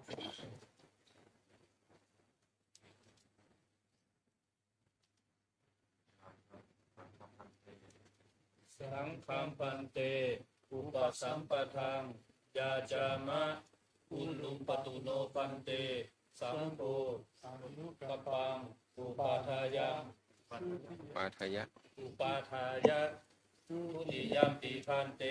สังฆังอุปสัมปทังยาจามะอุลุมปตุโนพันเตสังโฆอนุกัมปังอุปาทายะตติยัมปิพันเตสังฆังอุปสัมปทังยาจามะอุลุมปตุโนพันเตสังโฆอนุกัมปังอุปาทายะ อิธานิโคอาวุโสอายัญจะชยธรรมโมนามาสมเนโรอายัญจะเตชะวันโนนามาสมเนโรมะมะอุปสัมปทาเบคะอุปสัมปทังอาคังขมานาสังขังยาจันติอหังสัพพิมังสังฆังเสสามิสาธุอาวุโสสัพโพยังสังโฆอิมันจะชยธรรมังนามาสามเณรังอิมันจะเตชะวันนังนามาสามเณรังอันตรายิเกธรรมเมปุจิตวะตถาปทากนตังยตวายติจตุเทนะกัมเมนะอกุเปนะทานาระเหนะอุปสัมปาเทมาติกัมมัสสนิทานังกโรตุ สาธุสุนาตุเมพันเตสังโฆอายัญจะชยธรรมโมอายัญจะเตชะวันโนอายะสมโตจินสีลสัพพสัมปทาเปคายาทิสังคสัปตะกลังอาหังชยธรรมันจะเตชะวันนันจะอันตรายิเกธรรมเมปุชชัยยังสุนาสิชยธรรมะสุนาสิเตชะวันนะอายันเตสัจจกาโลพุตกาโลยังชาตังปุชามิสันตังอธิติวัตพังอสันตังอธิติวัตพังสันติเตเอวะรูปาอาภาธาปุถังนัตถิพันเต คันโท พันเต กีลาโส พันเต โสโส พันเต อัปปมาโร มนุโสสิ พันเต ปุริโสสิ มาพันเต พุสิโสสิ มาพันเต อนาโนสิ มาพันเต นาชิราชพโต มาพันเต อนุญญาโตสิมาตาปิตุหิ มาพันเต ปาริปุณณวิสติวโสสิปาริปุณณันเตปัตตาจิวารัง มาพันเต กินนาโมสิ หังพันเตชยธรรมโมนามะอาหังพันเตติจาวานโนนามะ โกนามเตอุปชฌายโย อุปาชายโยพันเตอายะสมาอาจินาสีโลนามะ สุนาตุเมพันเตสังโฆ อะยะ อายัญจะชยธรรมโมอายัญจะเตชะวันโนอายะสมโตจินสีลสัพพสัมปทาเปคา ปาริสุทธานตารายิเกหิธัมเมหิปาริปุณณามิเมสังปตาจิวรังชายะธัมโมจะเตชะวันโนจะสังฆังอุปสัมปทังยาจันติอายะสมตาจินสีเลนุปชฌายเยนะยาทิสังฆสัปปตะกัลลังสังโฆชยะธรรมันจะเตชะวันนันจะอุปสัมปทัยยะอายะสมตาจินสีเลนุปชฌายเยนะเอสายติสุนาตุเมพันเตสังโฆอายัญจะชยะธัมโมอายัญจะเตชะวันโนอายะสมโตจินสีลาสาปสัมปทาเปคาปาริสุทธานตารายิเกหิธัมเมหิปาริปุณณามิเมสังปตาจิวรังชยะธัมโมจะเตชะวันโนจะสังฆังอุปสัมปทังยาจันติอายะสมตาจินสีเลนุปชฌายเยนะสังโฆชยะธัมมันจะเตชะวันนันจะอุปสัมปาเทติอายะสมตาจินสีเลนุปชฌายเยนะยัสสายัสสมโตขมติชยะธัมมัสสัจจะเตชะวันนัสสัจจะอุปสัมปทาอายะสมตาจินสีเลนุปชฌายเยนะโสตุนหัสสะยัสสนะคมติโสภาสัยยะทุติยัมปิเอตมัทธังวัฏามิสุนาตุเมพันเตสังโฆอายัญจะชยะธัมโมอายัญจะเตชะวันโนอายะสมโตจินสีลาสาปสัมปทาเปคา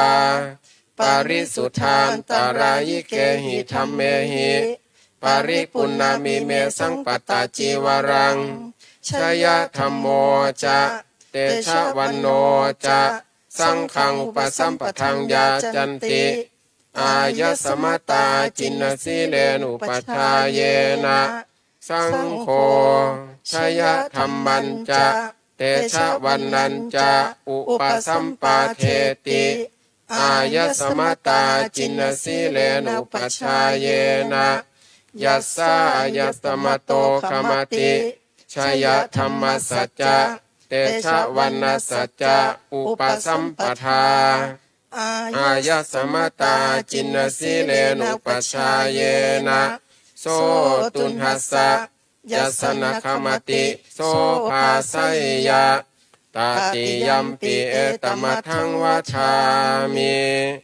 สุนาตุเมพันเตสังโฆอายัญจะชยะธัมโมอายัญจะเตชะวันโนอายะสมโตจินสีลาสาปสัมปทาเปคาปาริสุทธานตารายิเกหิธัมเมหิปาริปุณณามิเมสังปตาจิวรังชยะธัมโมจะเตชะวันโนจะสังฆังอุปสัมปทังยาจันติอายะสมตาจินสีเลนุปชฌายเยนะสังโฆชยะธัมมันจะเตชะวันนันจะอุปสัมปาเทติอายะสมตาจินสีเลนุปชฌายเยนะยัสสายัสสมโตขมติชยะธัมมัสสัจจะเตชะวันนัสสัจจะอุปสัมปทาอายะสมตาจินสีเลนุปชฌายเยนะโสตุนหัสสะยัสสนะคมติโสภาสัยยะอุปสัมปนาสังเขนะชยะธัมโมจะเตชะวันโนจะอายะสมตาจินสีเลนุปชฌายเยนะขมติสังคสะตัตมาตุนหีเอวะเมตังทารยามิกราบสามครั้ง ชลีวันพาอภิวาทอัญชลีวันพาอัญชลีวันพาอัญชลี ลีวันทาอัญชลี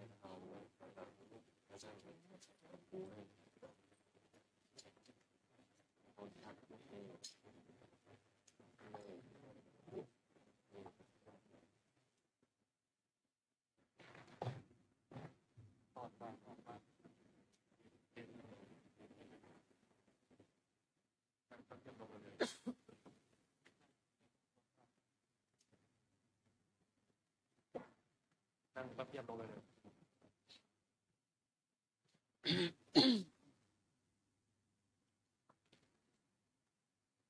บอกเขานั่งปั๊บเยียบลงเลยบอกเขานั่งปั๊บเยียบ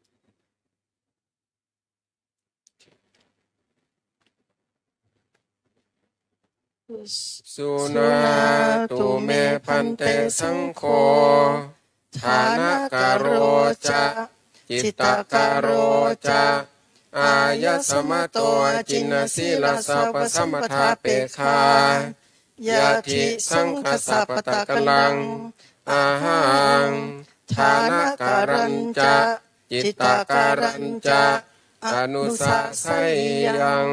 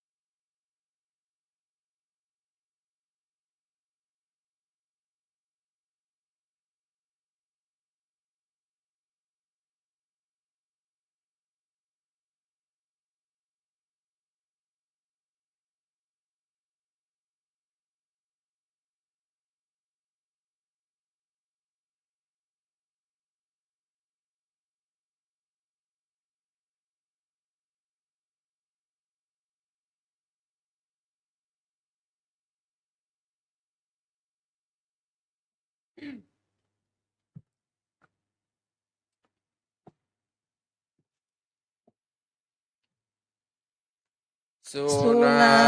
ตุเมพันเตสังโฆฐานการโรจะจิตตการโรจะอายะสมโตจินสีลสัพพสัมปทาเปคาอนุสิทธาเตมยายาทิสังคสัพพตะกลังฐานการโรจะจิตตการโรจะอาคัจฉยุงอาคัจฉทะเข้ามา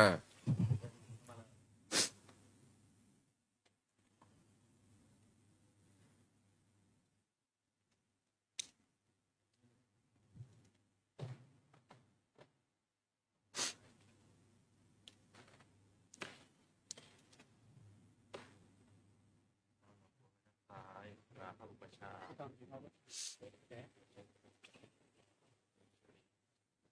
อัญชลีวันทาอัญชลีวันทาอัญชลีวันทา อัญชลีก่อนครับอัญชลี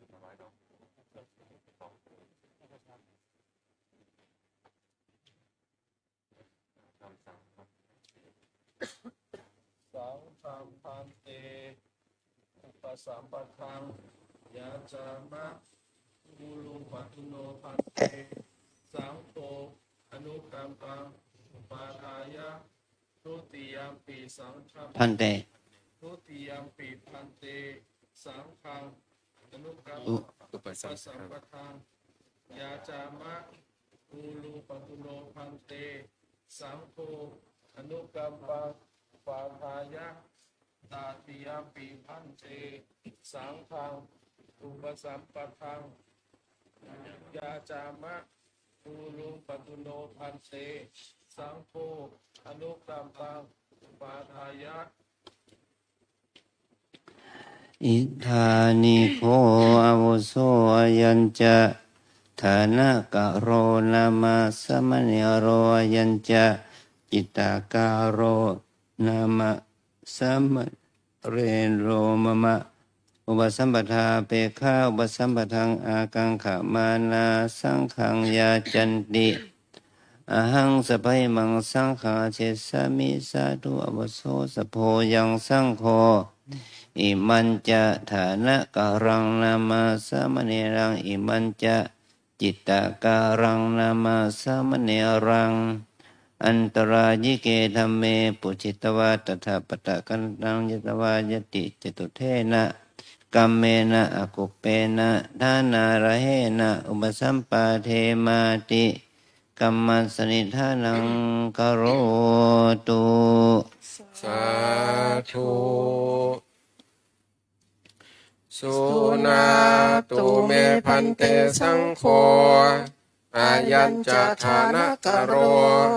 อายัญจะจิตตาการโรอายะสมะโตอาจินสีลาสาปสัมปทาเปคายะทิสังคสัปปตะกัลังอาหังฐานะการัญจะจิตตาการัญจะอันตรายิเกธัมเมปุชชัยยังสุนาสิฐานะการะสุนาสิจิตตาการะอายันเตสัจจกาโลปุตตกาโลยังชาตังตังปุชชามิสันตังนาทิติวัตตพังอาสันตังนาทิติวัตตพังสันติเตเอวะรูปาอาภาธาพุทธังขันโธกิลาโสโสโสอัปปมาโรมนุสโสติปุริโสติปุสิโสติอนันโนตินาชิราชพโตอนุญญาโตสิมาตาปิตุหิปาริปุณณวิสติวโสสิปาริปุณันเตปตาจิวรังกินนาโมสิ ปันเตฐานะกาโรนามะอหัมปัญเชชิจันทารุนามะ โกนามเตอุปัชฌายโย อุปชายโยเมพันเตอายสมาอาจินาสีโลนามะ สุนาตุเมพันเตสังโฆอายัญจะฐานะกะโรอายัญจะจิตตาการโรอายะสมะโตอาจินสีลาสาปสัมปทาเปคาปาริสุทธานตารายิเกหิธัมเมหิปาริปุณณามิเมสังปตาจิวรังฐานะกะโรจะจิตตาการโรจะสังฆังอุปสัมปทังยาจันติอายะสมตาจินสีเรนอุปชาเยนะยะทิสังคสัปปตะกัลลังสังโฆฐานะการัญจะจิตตาการัญจะอุปสัมปทัยยะอายะสมตาจินสีเรนอุปชาเยนะเอสายติสุนาตุเมพันเตสังโฆอายัญจะฐานะกะโร อายัญจะจิตตาการโรอายัสมะโตจินสีลาสาปสัมปทาเปคาปริสุทธานตารายิเกหิธัมเมหิปริปุณณามิเมสังปตาจีวรังฐานะกโรจะจิตตาการโรจะสังฆังอุปสัมปทังยาจันติอายัสมตาจินสีเลนุปัชฌาเยนะสังโฆฐานะกรัญจะจิตตาการัญจะอุปสัมปาเทติอายัสมตาจินสีเลนุปัชฌาเยนะยัสสายัสมโตคมติฐานะการสัจจะจิตตาการสัจจะอุปสัมปทาอายัสมตาจินสีเลนุปัชฌาเยนะโสตุนหัสสะยัสนะคมติโสภาสัยยะทุติยัมปิเอตมัทธังวทามิสุนา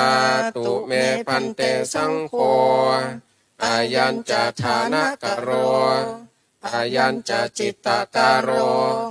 อายัสมะโตจินสีลาสาปสัมปทาเปคาปริสุทธานตารายิเกหิธัมเมหิปริปุณณามิเมสังปตาจีวรังฐานะกโรจะจิตตาการโรจะสังฆังอุปสัมปทังยาจันติอายัสมตาจินสีเลนุปัชฌาเยนะสังโฆฐานะกรัญจะจิตตาการัญจะอุปสัมปาเทติอายัสมตาจินสีเลนุปัชฌาเยนะยัสสายัสมโตคมติฐานะการสัจจะจิตตาการสัจจะอุปสัมปทาอายัสมตาจินสีเลนุปัชฌาเยนะโสตุนหัสสะยัสนะคมติโสภาสัยยะตติยัมปิเอตมัทธังวทามิสุนาตุเมพันเตสังโฆอายัญจะฐานะกโรอายัญจะจิตตาการโรอายัสมะโตจินสีลาสาปสัมปทาเปคาปริสุทธานตารายิเกหิธัมเมหิปริปุณณามิเมสังปตาจีวรังฐานะกโรจะจิตตาการโรจะสังฆังอุปสัมปทังยาจันติอายัสมตาจินสีเลนุปัชฌาเยนะสังโฆฐานะการัญจะจิตตาการัญจะอุปสัมปาเทติอายัสมตาจินสีเลนุปัชฌาเยนะยัสสายัสมโตคมติฐานะการสัจจะจิตตาการสัจจะอุปสัมปทาอายัสมตาจินสีเลนุปัชฌาเยนะโสตุนหัสสะ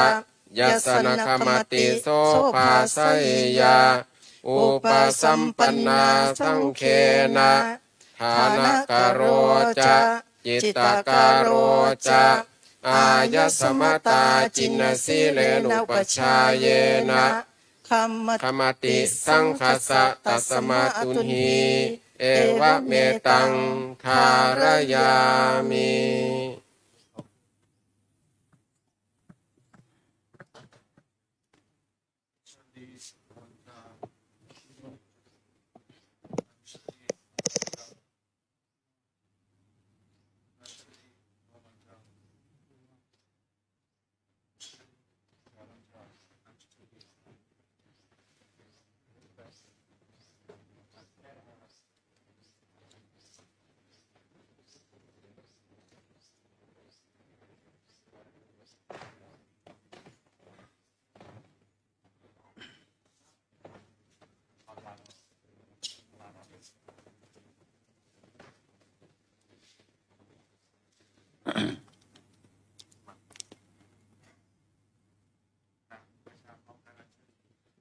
อัญชลี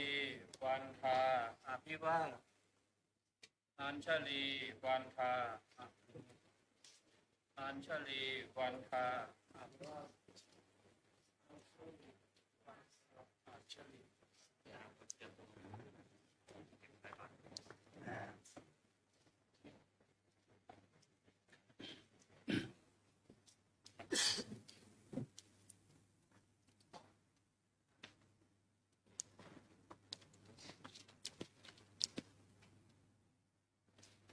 วันนี้สงฆ์ได้ประกอบสังฆกรรมยติจตุถกรรมวาจาทำการอุปสมบทกรรม แก่อุปสัมปทาเปกขะผู้สมควรแก่การอุปสมบทจำนวน4 รูป คู่ที่1ได้สำเร็จเป็นพระภิกษุเวลา10 นาฬิกากับ1 นาที คู่ที่2ได้สำเร็จเป็นพระภิกษุเวลา10 นาฬิกา15 นาที เธอทั้ง4 รูปได้เป็นพระภิกษุตามโดยสมบูรณ์แล้วตามพระธรรมวินัย เราได้รับการยอมรับจากสงฆ์จำนวน15 รูปที่เป็นการกสงฆ์ในการอุปสมบทของเรา15 รูป ถือว่าเราได้ฐานะแห่งความเป็นพระภิกษุ การที่เราได้ฐานะเป็นภิกษุนี่มันไม่ใช่เป็นการได้อะไรมากมาย แต่เป็นการสละมากกว่าสละเคหสถานบ้านเรือนครอบครัวหน้าที่การงานสละเงินสละทรัพย์สละธุรกิจของตน เมื่อเรามาบวชเราต้องสละว่าเราจะไม่เอาสิ่งเหล่านี้มาเป็นเครื่องผูกข้องจิตใจเรานะเราได้อาศัยสละตนเองออกบวช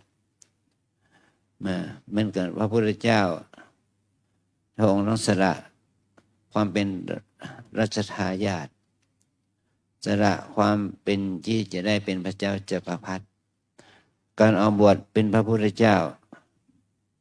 เป็นการออกบวชเพื่อสละแม้แต่ทรัพย์สินเงินทองฐานะทุกสิ่งทุกอย่างเรามาบวชก็เพื่อได้สละตนเองนะเพื่อเป็นการมาฝึกฝนอบรมตนเองให้เกิดความดีงามทางด้านจิตใจและเป็นการสร้างบารมีให้แก่ตนนะความดีงามนี้แหละจะทำให้เรานั่นได้มีความเจริญทางจิตเจริญทางจิตทางใจสร้างบารมีเนคขมะบารมีเนคขมะแปลว่าการออกจากกามนะความดีงามเหล่านี้แม้ว่าเราจะบวชระยะสั้นก็ตามระยะยาวก็ตามมันก็เป็นอานิสงส์เป็นผลแก่เราทั้งหลายนะองค์พระสัมมาสัมพุทธเจ้าได้ทรงบัญญัติให้พระอุปัชฌาย์จะต้องสอนพระบวชใหม่เรียกว่าอนุศาสตร์อนุศาสตร์แปลว่าสอนตามมีอยู่8 ข้อข้อที่ควรทำมีอยู่4 ข้อข้อที่ควรละมีอยู่4 ข้อจะบอกในข้อที่ควรทำ4 ข้อมีอะไรบ้าง 1. ภิกษุเมื่อบวชแล้วเราต้องดำเนินชีวิตในการเป็นผู้ขอบิณฑบาตนะจากอาหารจากชาวบ้านเราไม่ต้องทำธุรกิจเกี่ยวกับอาหารไม่ต้องทำอะไรเกี่ยวกับเรื่องอาหารการกินปรุงเองแต่งเองนะเราอาศัยอาหารที่ชาวบ้านเขาถวายเป็นเงื่อนไขที่ 1แม้ว่าจะมีอาจิเรกลาภพิเศษก็คือได้กิจนิมนต์ได้สังฆทานสรกภัตสังฆภัตอะไรอย่างนี้นะก็จะเกิดขึ้นกับเราบ้างแต่ถือว่าอาหารที่เราได้จากการบิณฑบาตเป็นอาหารที่ชอบธรรมของเราทั้งหลายนะ You start go on arm for อันที่ 2 ภิกษุเมื่อบวชแล้ว เราทิ้งเสื้อผ้าอาภรณ์ของชาวบ้าน เครื่องประดับตกแต่งของชาวบ้าน มานุ่งห่มผ้าบางสกุล สมัยก่อนนุ่งห่มผ้าบางสกุลคือผ้าที่เขาทิ้งแล้วผ้าคุกฝุ่นแล้วนำเอาผ้านั้นมาซักมาเย็บมาย้อมเพื่อนุ่งห่มแต่ปัจจุบันนี้ผ้าหาง่ายขึ้นนะเรามีผ้าเนื้อดีใช้ตั้งแต่วันแรกของการบวชนะแต่ก่อนนี้ถือว่าเป็นผ้าพิเศษนะเป็นผ้าฝ้ายผ้าไหมผ้าปานผ้าลินินผ้าขนสัตว์ผ้าใยจากสังเคราะห์เป็นผ้าที่สุที่พิเศษเพราะเป็นผ้าเนื้อดีอันที่สามภิกษุเมื่อบวชแล้วเราต้องสละบ้านเรือนเคหสถานที่อยู่ที่อาศัยของชาวบ้านมาอยู่ตามใต้ต้นไม้เขาเรียกว่ารุกขมูลใต้ต้นไม้แต่ปัจจุบันนี้เราก็อาศัยกุฏิใต้ต้นไม้ต้องดูแลกุฏิใต้ต้นไม้ให้ดีนะต้องดูแลห้องน้ำห้องท่าที่พักที่อาศัยให้ดีแต่ก่อนเขาอยู่ตามป่าตามเขาตามเงื่อมหินตามถ้ำแล้วก็มีกุฏิที่พักแต่ก่อนก็มีนะมีกุฏิมีเรือนยอดมีอาคารเป็น2 ชั้น 3 ชั้นอยู่เหมือนกันแต่ก่อนยังมาหายากอันที่สี่ภิกษุเมื่อบวชแล้วจะต้องเมื่อป่วยไข้อาพาธไม่สบายเราจะต้องอาศัยยาตามธรรมชาติเขาเรียกว่าฉันยาดองด้วยน้ำมูดเน่ายานี้เป็นยาที่เราใช้สำหรับเอามาดองกับน้ำปัสสาวะเพื่อว่าพวกสมุนไพรมะขามป้อมพวกนี้นะเอามากินเพื่อรักษาโรคแล้วก็มีอาจจะเหล็กกระลาบบางอย่างได้อาศัยเนยใสเนยข้นน้ำมันน้ำผึ้งน้ำอ้อยเอามาขบฉันเมื่อยามป่วยไข้ปัจจุบันนี้เรามียาแผนไทยแผนปัจจุบันยาเคมีพันนะมันมีพวกวัคซีนอะไรนั่นเป็นยารักษาเราอาศัยยาที่อารมณ์ไปตามวิทยาการสมัยใหม่รักษานี่คือ4 ข้อในจำนวน4 ข้อก็มีบิณฑบาตเนี่ยเราจะรับได้อยู่เราทำหน้าที่นี้ได้อยู่นุ่งห่มผ้าบางสกุลก็มีผ้าเนื้อดีแล้วอยู่โคนไม้ก็อยู่กุฏิแล้วสัญญาดองในน้ำมันเราก็ต้องถ้าเราป่วยไข้ก็สัญญาแผนปัจจุบันนะเป็นยาไทยยาจีนยาเคมีฟันอะไรอย่างนี้นะขอให้เรานั้นใช้เงื่อนไขนี้เอามาเยียวยารักษาตนเองนะส่วนอันที่2สิ่งที่ไม่ควรทำไม่ควรประพฤติมี4 ข้อใน4 ข้อนี้ให้เรานึกถึงศีล 5ข้อที่1ถึงข้อที่4ข้อ1ข้อที่4เนี่ยเราจะต้องไม่ฆ่าคือไม่ฆ่ามนุษย์ไม่ฆ่าหญิงเด็กที่อยู่ในครรภ์ของหญิงนั้นไม่ทำแท้งอย่างนี้เป็นต้นนะไม่ฆ่าแม้แต่สัตว์ตัวเล็กตัวน้อยมดแมลง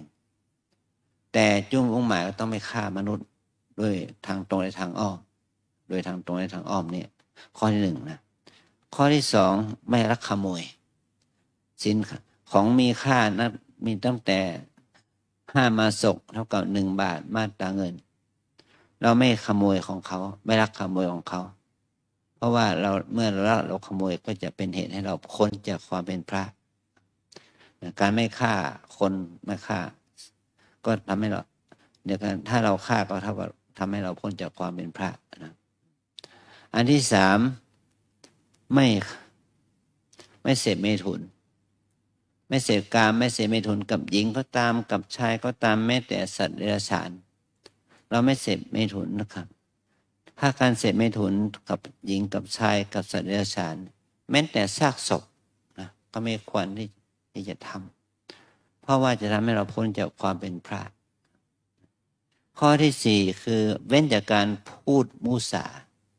แต่การพูดมุสาในศีลของเราเนี่ยพูดมุสาเกี่ยวกับเรื่องอวดคุณวิเศษที่ไม่มีในตนพูดว่า จะได้มรรคได้ผลตาทิพย์หูทิพย์อย่างนี้นะฌานปัญญาอย่างนี้ก็ให้เว้นว่าถ้าเรายังไม่ได้เราพูดว่าได้ก็ทำให้เราพ้นจากความเป็นพระนะเนี่ยมัน4 ข้อนี้เราจะต้องเว้นนะท่านเปรียบเทียบเหมือนกับว่าเหมือนกับบุรุษที่ถูกตัดศีรษะแล้วต้องตายแล้วไม่ฟื้นเหมือนกับต้นไม้ใบไม้ที่ร่วงจากต้นมันร่วงแล้วก็มันก็ตายใบมันตายเหมือนกับก้อนหินที่แตกออกจากกันแล้วเนี่ยเอากลับมาเชื่อมกันโดยธรรมชาติจะไม่ได้มันเหมือนกับต้นตาลที่ยอดมันด้วนมันไม่มีการงอกเงยนะสิ่งอย่างนี้ซึ่งว่าพระองค์ได้เปรียบเทียบว่าเป็นเหตุให้เราพ้นจากความเป็นพระนะ4 ข้อจำง่ายว่า4 ข้อ4 ข้อเนี่ยเป็นศีลที่เราจะต้องรักษาด้วยชีวิตนะตราบใดที่เรายังบวชเป็นพระนะ4 ข้อนะต่อไป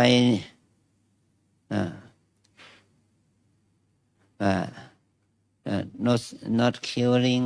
the human being not stealing not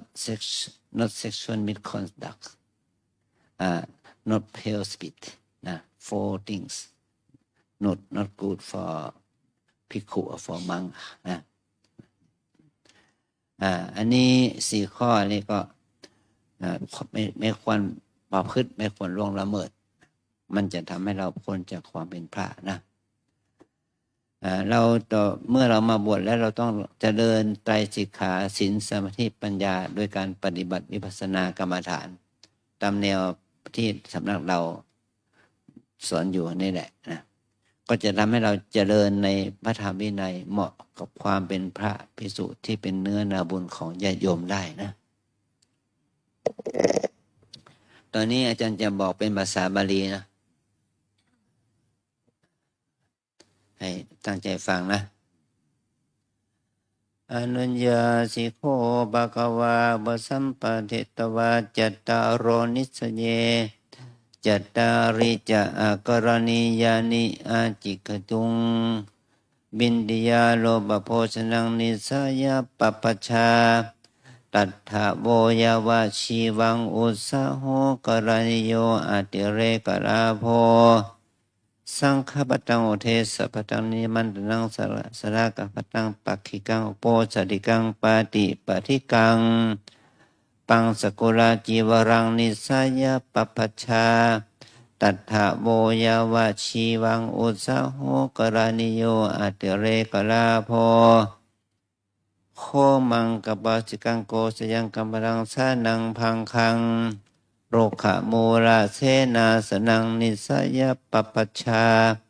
ตัทธะโวยวาชีวังอุสสาโหกรณิโยอาติเรกราโภวิหารโรอัฏฐโยโคปาสาโทหามิยังคุหาปุติมุตตะเพสชังนิสายปปชาตัทธะโวยวาชีวังอุสสาโหกรณิโยอาติเรกราโภสปินมณีตังเตดังมัทุภานิตังอุปสัมปันเนนะภิกขุนาเมตโนธัมโมนะปริเสวิตโพนตมัสโสติราชานักตายาปิโยเบโขเมสุนังธัมมังปริเสวติอัสสมโนโหติอสสกยปุติโยสยถาเบนามาปุริโสสิสัสสิโนอโภรินัสริดัปปนินาชีวิตุงเอวะเมวะเบโขเมสุนังธัมมังปริเสวิตวาอัสสมโนโหติอสสกยปุติโยตังโวยวะชีวังอกรณียังอุปสัมปันเนนะภิกขุนาอรินังทยาสังฆทังนาทาตมังอัตมโสตินาสดากังอุปาทายะโยเบโขปาทังวาปาทาระหังวาอัตเรกปาทังวาอรินังทยาสังฆทังอธิยติอัสสมโรโหติอสสกยปุติโยสยถาปีนามาปันดุปราโสพันนาปะมโรหะโพหริตายะเอวะเมวะเบโขปาทังวาปาทาระหังวาอัตเลกปาทังวาอัตยังทยาสังฆตังอธิย ยิตวะอัตมโนโหติอสกยาปุติโยตังโมยวะชีวังอการะนิยังอุปสัมปันเนนะภิกขุนาสันจิจปาโนชีวิตานะบโรเปตโพอันตมโสกุลกิปิดิกังอุปทายะโยภิกขุสันจิจะมนุสสะภิกขังชีวิตาบโรเปติอันตมโสขปปานังอุปทายะอัตมโนโหติอสกยาปุติโยสยถาปินามะปุถุสีราทวิธาพินนาอปฏิสันติกาโหติเอวะมิไวโกเมตุสันติจามนุสสะวิคังชีวิตาบโรเปตวาอสมโนโหติอสกยาปุติโยตังโมยวะชีวังอการะนิยังอุปสัมปันเนนะภิกขุนาอุตริมนุษย์ธรรมโมนะอุราปิตโพธรรมโสสุญญาคาเรอภิรมามิติโยภิกขุปาปิโชอิชาปะโตสันตังอภูตังอุตริมนุษย์ธรรมังอุรปติชานังวาวิโมกขังวาสมาธิงวาสมาปฏิงวามัคขังวาพลังวาอสมโนโหติอสกยาปุติโยสยถาปีนามะตาโลมัดกะชินโนอโภปุณวิริยาเอวะเมวะเมขุปาปิโชอิชาปะโตสันตังอภูตังอุตริมนุตมังอุรบิตวาอสมโนโหติอสกยาปุติโยตังโวยวะชีวังอการะนิยันติอเนกะปริยาเยนะโคปนาเตนะภควตาชนะตาปัสสตาระหะตาสัมมาสัมพุทเทนะสีดังสมรักขาตังสมาธิสมรักขาโตปัญญาสมรักขาตายาวะเทวะตัสสะมาตนิมมัตนสปิปัสสะวินยสสะวัตถุปเชตัสสะปรัญหักนยสสะวิดากัสสะนิโรธสสะนิพพานัสสะสัจฉิกิริยายะตัณหาปริภาวิโตสมาธิมหาภิโรชีลาภสมาธิมหาภิโรมหานิสังโสสมาธิภาวิตาปัญญามหาภราโหติมหานิสังสะปัญญาภาวิทาจิตังสมมาเทวะอาสเวหิวิมุตติสยทิทังกามาสวาภวาสวาวิชาสวาตัสมัติหาโวยมัสมิงตถาคตบะเวทิเตธรรมะวินเยสกจังอาทิศิราสิกขาสิกิตภาอาทิจิตตสิกขาสิกิตภาอาทิปัญญาสิกขาสิกิตภาตัทธะอัปมาเทนะสัมปาเทตัพพัง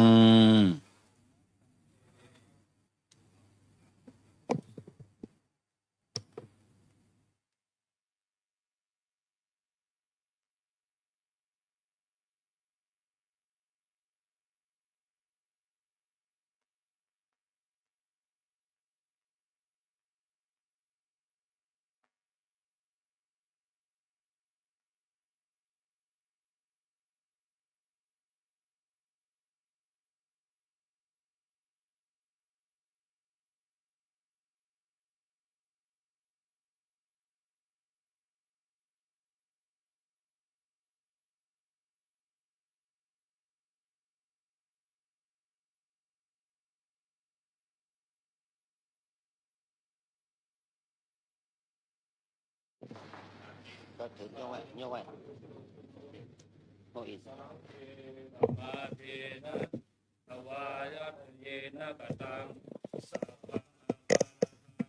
ธรรมะชุโนพันเต สังโฆขมันตุตุมเฮหิปิขมิตพัง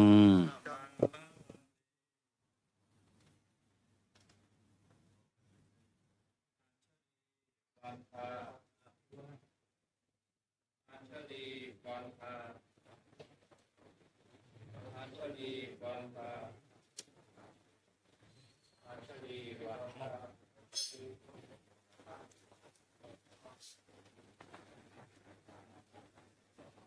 ประกาศฉายาบัตรลำดับที่100/2569ถึงลำดับที่103ประจำปีพุทธศักราช2569สัมพุทธัสสะปรินิพพานโตปรังเบื้องหน้าแต่พุทธปรินิพพานพระพุทธศาสนายุการล่วงแล้วได้ 2,569 พรรษา ปัจจุบันสมัย ตรงกับวันที่ 7 เดือนมิถุนายน ตรงกับวันอาทิตย์แรม 7 ค่ำเดือน 7 ปีมะเมีย ประชุมพระสงฆ์15 รูปณพัทธสีมาวัดร่ำเปิงตะโปธารามอำเภอเมืองจังหวัดเชียงใหม่ โดยได้รับความเมตตาจากพระอาจารย์พระภาวนาธรรมาภิรัตน์แผนกวิปัสสนาธุระ วัดร่ำเปิงตะโปธาราม ได้โปรดมาเป็นพระอุปชฌาย์และได้รับความเมตตาจากท่านพระครูวินัยธรอินจันทร์กันโตภาโสได้มาเป็นพระกรรมวาจาจารย์และพระมหาสมนึกภูมิพโลได้มาเป็นอนุสาวนาจารย์ได้ให้บรรพชาอุปสมบทแก่สามเณรอุดมแดงติ๊บโดยได้รับฉายานามว่าชยธรรมโมและได้ให้บรรพชาอุปสมบทแด่สามเณรโรดิโกซันเซสโดวัลเลซิวาโดยได้รับฉายานามว่าเตชะวันโนทั้งสองท่านได้เป็นอุปสัมบันภิกษุในพระพุทธศาสนาสำฤทธิ์ความเป็นภิกษุในเวลา 10:01 นาที ในวาระประชุมสงฆ์17 รูปได้ให้บรรพชาอุปสมบทแด่สามเณรธนกรอุคำโดยได้รับฉายานามว่าฐานกโรและได้ให้บรรพชาอุปสมบทแด่สามเณรริกซังเกอร์โดยได้รับฉายานามว่าจิตตการโรทั้งสองท่านได้เป็นภิกษุในเวลา10:15 นาที ขอ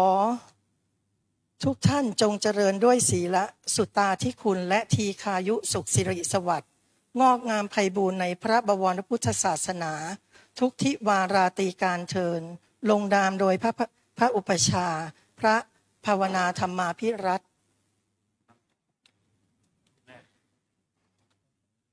เตอัตถลาธาสุกิตาวิรุณหาพุทธศาสเนอโรคาสุกิตาโหทัสสะสะเพหิยาติภิเตอัตถลาธาสุกิตาวิรุณหาพุทธศาสเนอโรคาสุกิตาโหทัสสะสะเพหิยาติภิ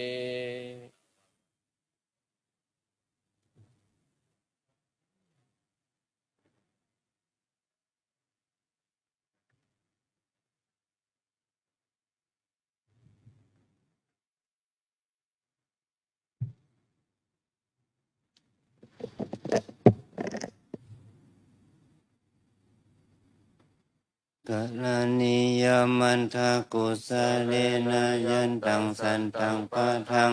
ภิสเม จะสะโกโอชุจะสุโหชุจะสุวะโจสัสสะมุทุอานาทิมานิ สันตุสะโก จะสุภาโลจะอาปากิโจจะสันลาหุกาหุติสันตินทาลิโย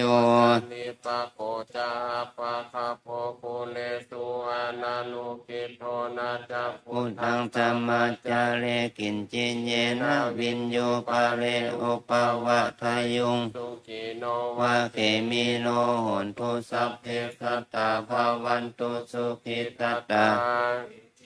นาพุทธัตถิตัสสะวะทาวาราวะอานาวาเสสะทิคาวะเยมหันตาวะมัชชิมา ลัสสะกา อนุกาโทราทิฏฐาวะเยจะอาทิฏฐาเยจะทุเลวะสันติอาวิทุเร พุทธาวาสัมภา ภาเวสีวาสัพเพสัตตาภาวันตุสุขิตัตตานาปาโรปาลัง วิโกเพ ธามาติมันเด ทากันตาจีนังกินจิพายาโลสนาปฏิคาสัญญานัญญมัญญัสสะทุกขามิจฉยะ มาตายาธานิยังพุทธังอายุสา เอกาพุทธามานุรักเขเอวัมปิสัพพะพุทเตสุมาณสัมภาวะเย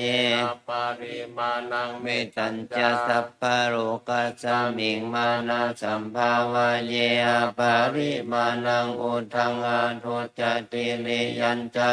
สัมภาตัง อาเวรังอาชาปันตังทิทันจะอังนิสินโนวาสยาโลวายาวัตสาวิคัตามิโตย ตังสติง อนิทายาพัมมาเมตังวิหารังอิธัมมาหุติตินจานุปะคัมมาสีราวะ เน นาสัมปันโนกาเมสุวินัยเขทังนาหิชัตุ คาปัส สยังปุนาริติติการานิยมเมตตาสุตตังวันตามิพุนทังสัพพะเมวะ โกสังฆามาตาเม พันเตวันตามิธัมมังสัพพะเมวะโทสังฆามาทาเมพันเตวันตามิสังฆังสัพพะเมวะโทสัง ฆามาตาเม พันเตวันตามิคารุอุปัชฌาอาจาริเยสัพพะเมวะโทสัง ฆามาตาเมพันเตวันตามิขัม มัฏฐานังสัพพะเมวะโทสังฆามาทาเมพันเตวันทามิอาราเมพันทาสีมัง สัพพะเมวะ โทสังฆามาทาเมพันเตวันทามิเกติยังสัพพังสัพพัทธาเนสุ ปฏิทิตา สาลีราธาโตมหาโพธิงพุทธารูปัง สาลัง ทานาคาโลเกเทวะโลเกพัมมะโลเกชัมพูทิเปรังกาทิเป สาลีลา ทาตุโยเกสัทธาตุโยอะระหันตทาตุโย เจติยัง ปันตาโกติงจตุราสิติสาหเสธรรมขันเทปาทะเจติยังอหังวันตามิสัพพะโส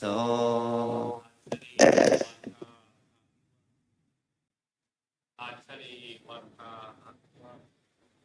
อัญชลีวันทาอัญชลีวันทา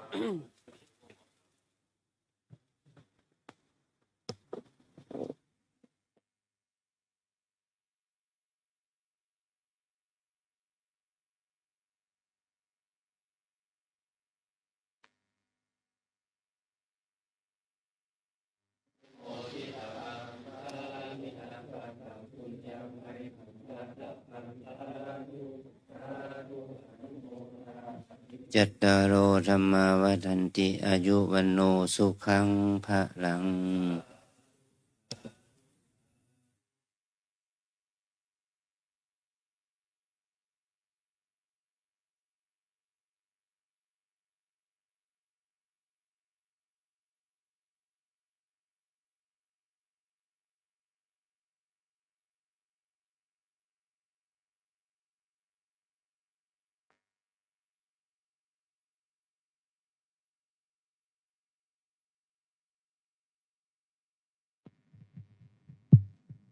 รูปที่หนึ่งกับรูปที่สามหนึ่งกับสองนั่นนะสามกับสี่หนึ่งสอง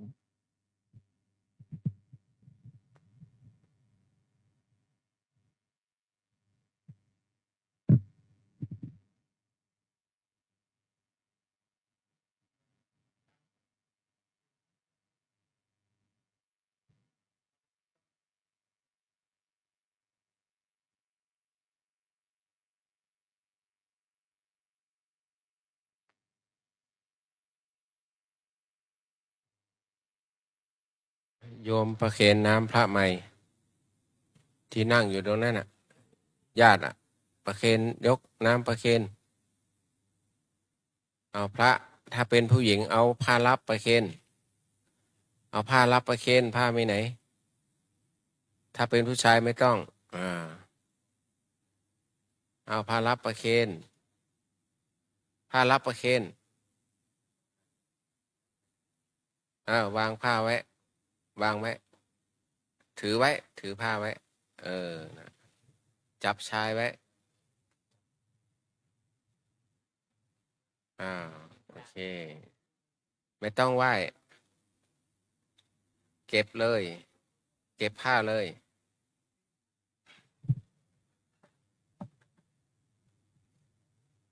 ฉันได้นะครับนะกระหายน้ำประชันได้เลยครับ ฉันเสร็จเรียบร้อย หันหน้ามาด้านพระอุปชฌาย์ครับด้านพระอุปชฌาย์ ยกมาเลยนั้นมาไหว้กูอันนี้เลยนะ อ๋อนี่สองรูปเนี่ย มากูอันนี้เลย เข้าพร้อมกันเลย เข้าพร้อมกันเลยขยับมันอย่างเงี้ยมันแน่น หันหน้ามาฝั่งนี้หมุนหลังกันนะ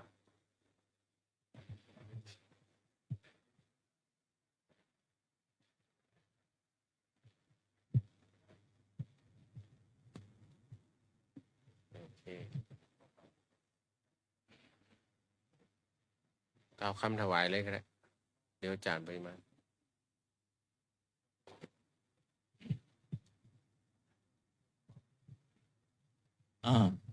นิมนต์พระใหม่ทั้งสี่รูป แล้วก็เชิญชวนศรัทธาสาธุชนท่านประนมมือขึ้นนะครับ เพื่อกล่าวคำถวายจตุปัจจัยทายธรรมทั้งหมดทั้งมวลครับ อัตถมยังพุทธัสสะภะคะวะโต ปุพพาคณมกลังกะโล มะเสเหนะโมตัสสะภะคะวะโต อะระหะโต สัมมาสัมพุทธัสสะ นะโมตัสสะภะคะวะโต อะระหะโต สัมมาสัมพุทธัสสะ นะโมตัสสะภะคะวะโต อะระหะโต สัมมาสัมพุทธัสสะ เชิญท่านกล่าวตามผมนะครับ อิมานิ อิมานิ มะยังพันเต มะยังพันเต จตุปัจจยาทีนิ จตุปัจจยาทีนิ สัปปริวารานิ สัปริวารานิ ภิกขุสังคัสสะ ภิกขุสังคัสสะ โอโนชยามะ โอโนชยามะ สาธุโนพันเต สาธุโนพันเต ภิกขุสังโฆ ภิกขุสังโฆ อิมานิ อิมานิ จตุปัจจยาทีนิ จตุปัจจยาทีนิ สัปปริวารานิ สัปริวารานิ ปฏิคันหาตุ ปฏิคันหาตุ อัมหากัง อัมหากัง ทีครตัง ทีฆรตัง หิตายะ หิตายะ สุขายะ สุขายะ ข้าแต่พระภิกษุสงฆ์ผู้เจริญ ข้าแต่พระภิกษุสงฆ์ผู้เจริญ ข้าพระเจ้าทั้งหลาย ข้าพระเจ้าทั้งหลาย ขอน้อมถวาย ขอน้อมถวาย จตุปัจจัย จตุปัจจัย ทายธรรม ทายธรรม พร้อมบริวารทั้งหลายเหล่านี้ พร้อมบริวารทั้งหลายเหล่านี้ แก่พระภิกษุสงฆ์ แก่พระภิกษุสงฆ์ ขอพระภิกษุสงฆ์ ขอพระภิกษุสงฆ์ โปรดจงรับ โปรดจงรับ จตุปัจจัย จตุปัจจัย ทายธรรม ทายธรรม พร้อมบริวารทั้งหลายเหล่านี้ พร้อมบริวารทั้งหลายเหล่านี้ ของข้าพเจ้าทั้งหลาย ของข้าพเจ้าทั้งหลาย เพื่อประโยชน์ เพื่อประโยชน์ และความสุข และความสุข แก่ข้าพเจ้าทั้งหลาย แก่ข้าพเจ้าทั้งหลาย แก่ญาติทั้งหลาย แก่ญาติทั้งหลาย มีมารดาบิดาเป็นต้น มีมารดาบิดาเป็นต้น ตลอดกาลละนานเธอญ ตลอดกาลนานเทิน สาธุ เอาพระไม้ลุกมาเลย เราเป็นรวม ลุก กลุ่ม มา ได้เลย หา นะครับ ลุกมาหาพระอุปชฌาย์ก่อน มาพร้อมกันเลย ต้องกันเลยฮะทั้งสี่รูปนะครับนะจะหาพระประชาทั้งสี่รูป มาประจำที่เลยเรียงลำครับหาพระพุทธเจ้าก่อนขยับรวมกัน ขยับใกล้ๆกันถวายด้วยกัน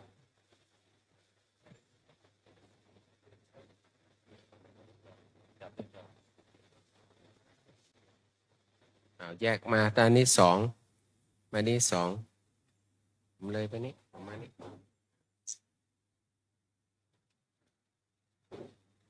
กลับไปนั่งที่เดิ ถ ม วายเสร็จเรียบร้อยเชิญกับ กลับไปนั่งที่เดิม ครับนิมนต์พระใหม่กับนั่งที่เดิมด้วยนะครับ กลับไปนั่งที่เดิมพาลุดเดี๋ยวผมไม่เอาไหมพาลุด เตรียมน้ำหยาดน้ำกรวดด้วยนะครับศรัทธาสาธุชนพร้อมทั้งพระใหม่รับฟังสัมโมทนียกถา และอนุโมทนากถาจากพระอุปัชฌาย์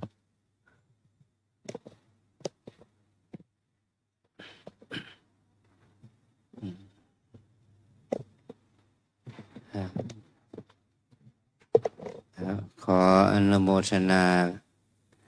กับพระใหม่พร้อมด้วยคุณพ่อคุณแม่พี่น้องญาติมิตร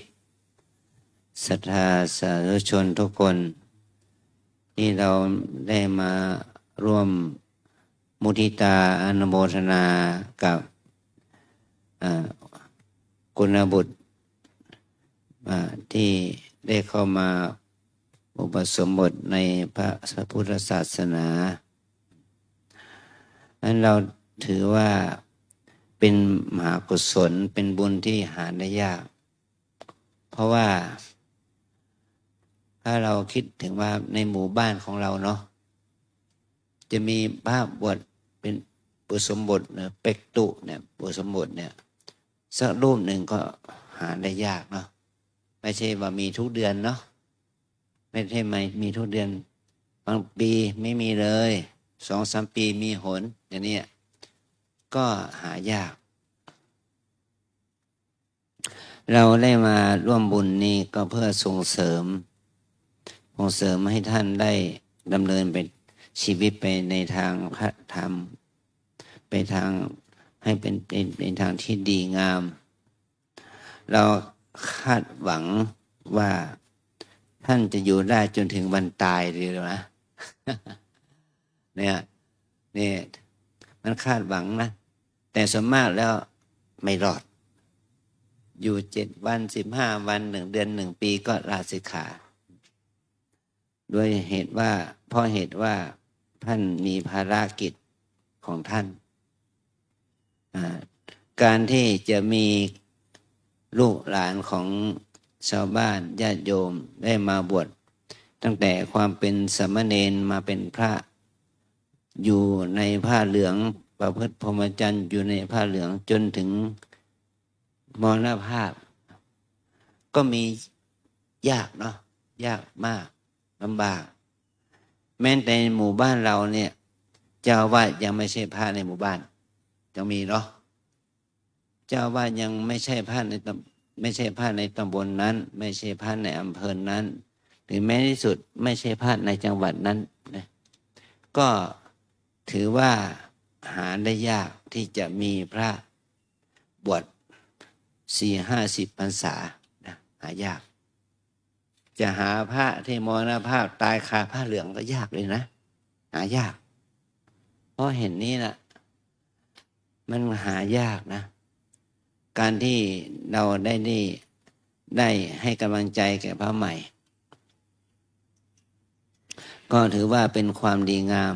ที่เราได้สละเวลาของวันเวลานี้มาร่วมบุญบวชพระแต่ที่วัดลำเปิงเนี่ยไม่มีการเอาขวัญนาคนะเรียกขวัญนาคมันไม่มีการแห่นาคเนาะไม่มีการแห่ลูกแก้วไม่มีเอาขวัญนาคไม่มีการเลี้ยงดูปูเสือกันด้วยสุรายาเมาเราอาศัยเงื่อนไขที่สะอาดว่าสิ่งที่เราบวชก็ให้บุญนั่นสะอาดนะเอาบุญเป็นบุญจริง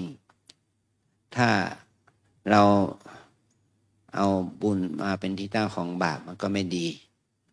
เราเอาบุญมาเป็นบุญจริงๆเนี่ยนี่พระ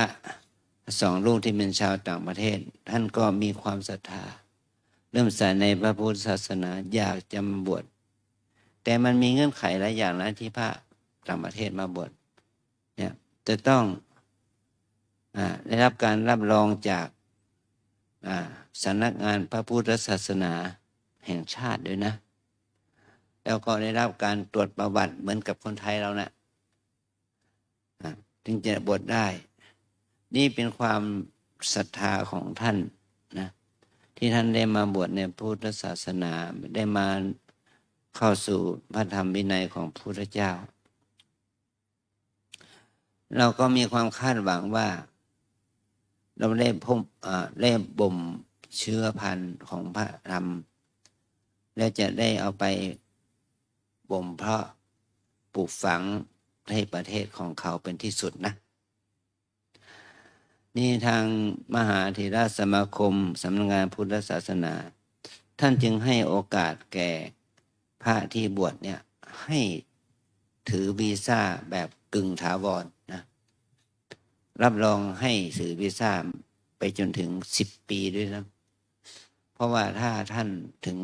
บวชได้ถึง10 ปีก็ท่านจะได้มีความรู้สึกที่จะนำเอาพระพุทธศาสนาไปเผยแผ่ที่ประเทศบ้านเกิดของท่านอย่างนี้นะผลประโยชน์ก็จะเกิดขึ้นกับการเผยแผ่พระพุทธศาสนาโดยคนในชาตินั้นประเทศนั้นนี่นะอันนี้เราก็ไม่รู้ว่าท่านจะบวชอยู่ได้กี่เดือนกี่ปีเนาะแล้วก็ส่งเสริมเขาบวชนั่นแหละนะความดีงามนี้มันก็จะเป็นประโยชน์กันให้เกิดการเผยแผ่พระศาสนาออกไปสู่ประเทศต่างประเทศนั้นพลังบุญกุศลนี้ก็จะได้สืบอายุพระพุทธศาสนาสืบต่อไปเนาะเดี๋ยวขอให้เราทั้งหลายนั้นดูผลที่เกิดจากเหตุที่เราทำนี้ว่าจะเป็นเหตุให้พระศาสนาตั้งมั่นขอพลังบุญนี้จงเผื่อแผ่ไปถึงพ่อแม่พี่น้องญาติมิตรนะเทพเทวาอารักษ์เจ้ากรรมนายเวรขอให้ท่านได้รับอนุโมทนาบุญนี้เช่นเดียวกันตอนนี้ไปให้พรเตรียมกรวดน้ำรับพรทั้งพังใหม่ทั้งศรัทธาสาธุชนพร้อมกัน ยะถาวาริวะหาปุราปาริปุเรนติสาคารัง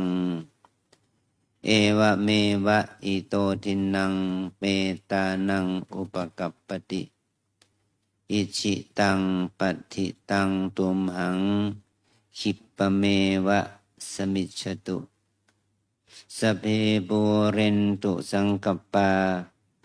จันโทปนะระโสยะถามณิโชติระโสยะถาสัพพิติโยวิวันชันตุสัมภโรโควินาสสตุมาเตภวันวันตรายโยสุขี ทิคายุโกภวะอภิวาทนาสี ลิสนิจจังโวนทาปัจจายโนตารโอธรรมา วันทันติอายุวันโนสุขังภาลังเตอันทารันทาสุขิตาวิรุณหาโพนทัสสะสะเนอโรคาสุขิตาโพทัสสะหัสสัมเพหิยาติภิเตอันทารันทาสุขิตาวิรุณหาโพนทัสสะสะเนอโรคาสุขิตาโพทัสสะหัสสัมเพหิยาติภิเตอันทารันทาสุขิตาวิรุณหาโพนทัสสะสะเนอโรคาสุขิตาโหทัสสะหัสสะหิยาติภิภวตุสัพพมังคลังราคันตุสัพพเทววัตตาตาสัมภพุทธานุภาเวนัสสัทธาสุขีภาวันตุเตภวตุสัพพมังคลังราคันตุสัพพเทววัตตาสัมภธัมมา นุภาเวนัสสัทธา โสทิ ภาวันตุเตภาวตุสัพพมัง คาลัง รักขันตุสัพพเทวตาสัพพสังฆานุภาเวนัสสัทธาโสทิภาวันตุเต อันธรรมยังสาธุกลังกะโลมะเส สาธุสาธุสาธุ ทานเราได้กระทำแล้วเนาะศีลได้สมาทานรักษาแล้ว ต่อไปให้เราได้ทำบุญตัวที่สามคือบุญภาวนา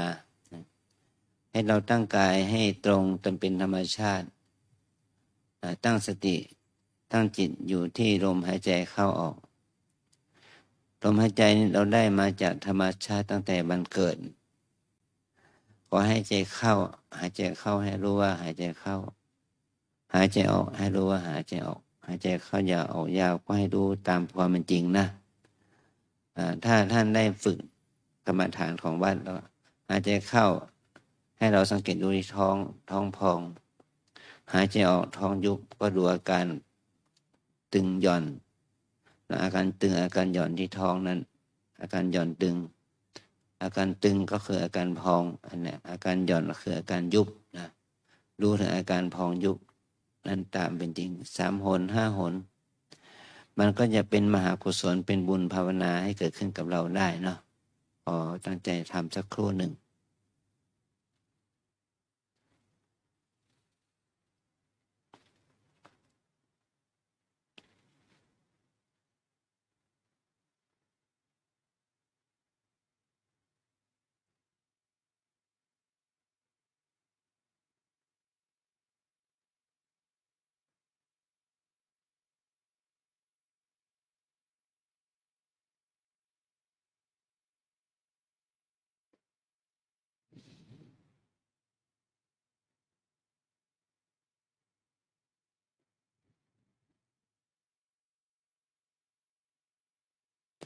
สมควรแก่เวลา อิ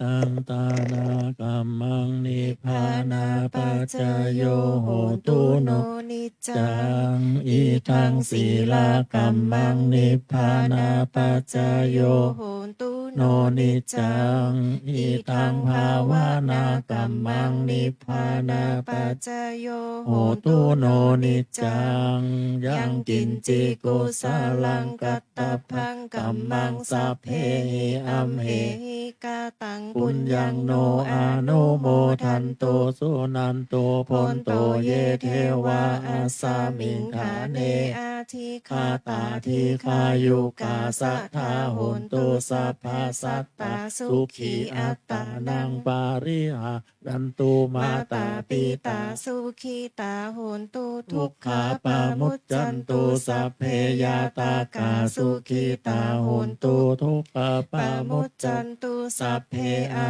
ยาตากาสุขีตาโหนตุทุกขาปามุจจันตุสัพเพปิสาสัพเพยัคขาสัพเพเปตา สุขีตา โหนตุทุกขาปามุจจันตุสัพเพนัคขตาสุขีตาโหนตุทุกขาปามุจจันตุสัพเพเทวาสุขีตาโหนตุทุกขาปามุจจันตุสัพเพอาจาริยุปัชฌายา สุขีตา โหนตุทุกขาปามุจจันตุสัพพะสัมปติโยชามิชันตุโวเรียนสาธุชนทุกท่านวันทาน้อยขอสุมาพระอุปชฌาย์พร้อมทั้งสงฆ์องค์เจ้า สาธุวันทามิพันเตสัพพังอาปาราทัง คะ มาทาเมพันเตมยากาตังปุญญัง สามินาอนุโมทิตาพัง สามินากาตังปุญญังไมหังทาตาพัง สาธุสาธุอนุโมทามิ จัตตารโอธรรมาวัฏันติ อายุวันโนสุขังพระลัง สาธุสาธุสาธุ วันนี้ เสร็จพิธีกรรมบทสมบทนะเป็นเวลาเพลของพระนะพระใหม่ก็ต้องไปเพลด้วยนะโยมจะถ่ายรูปถ่ายนำ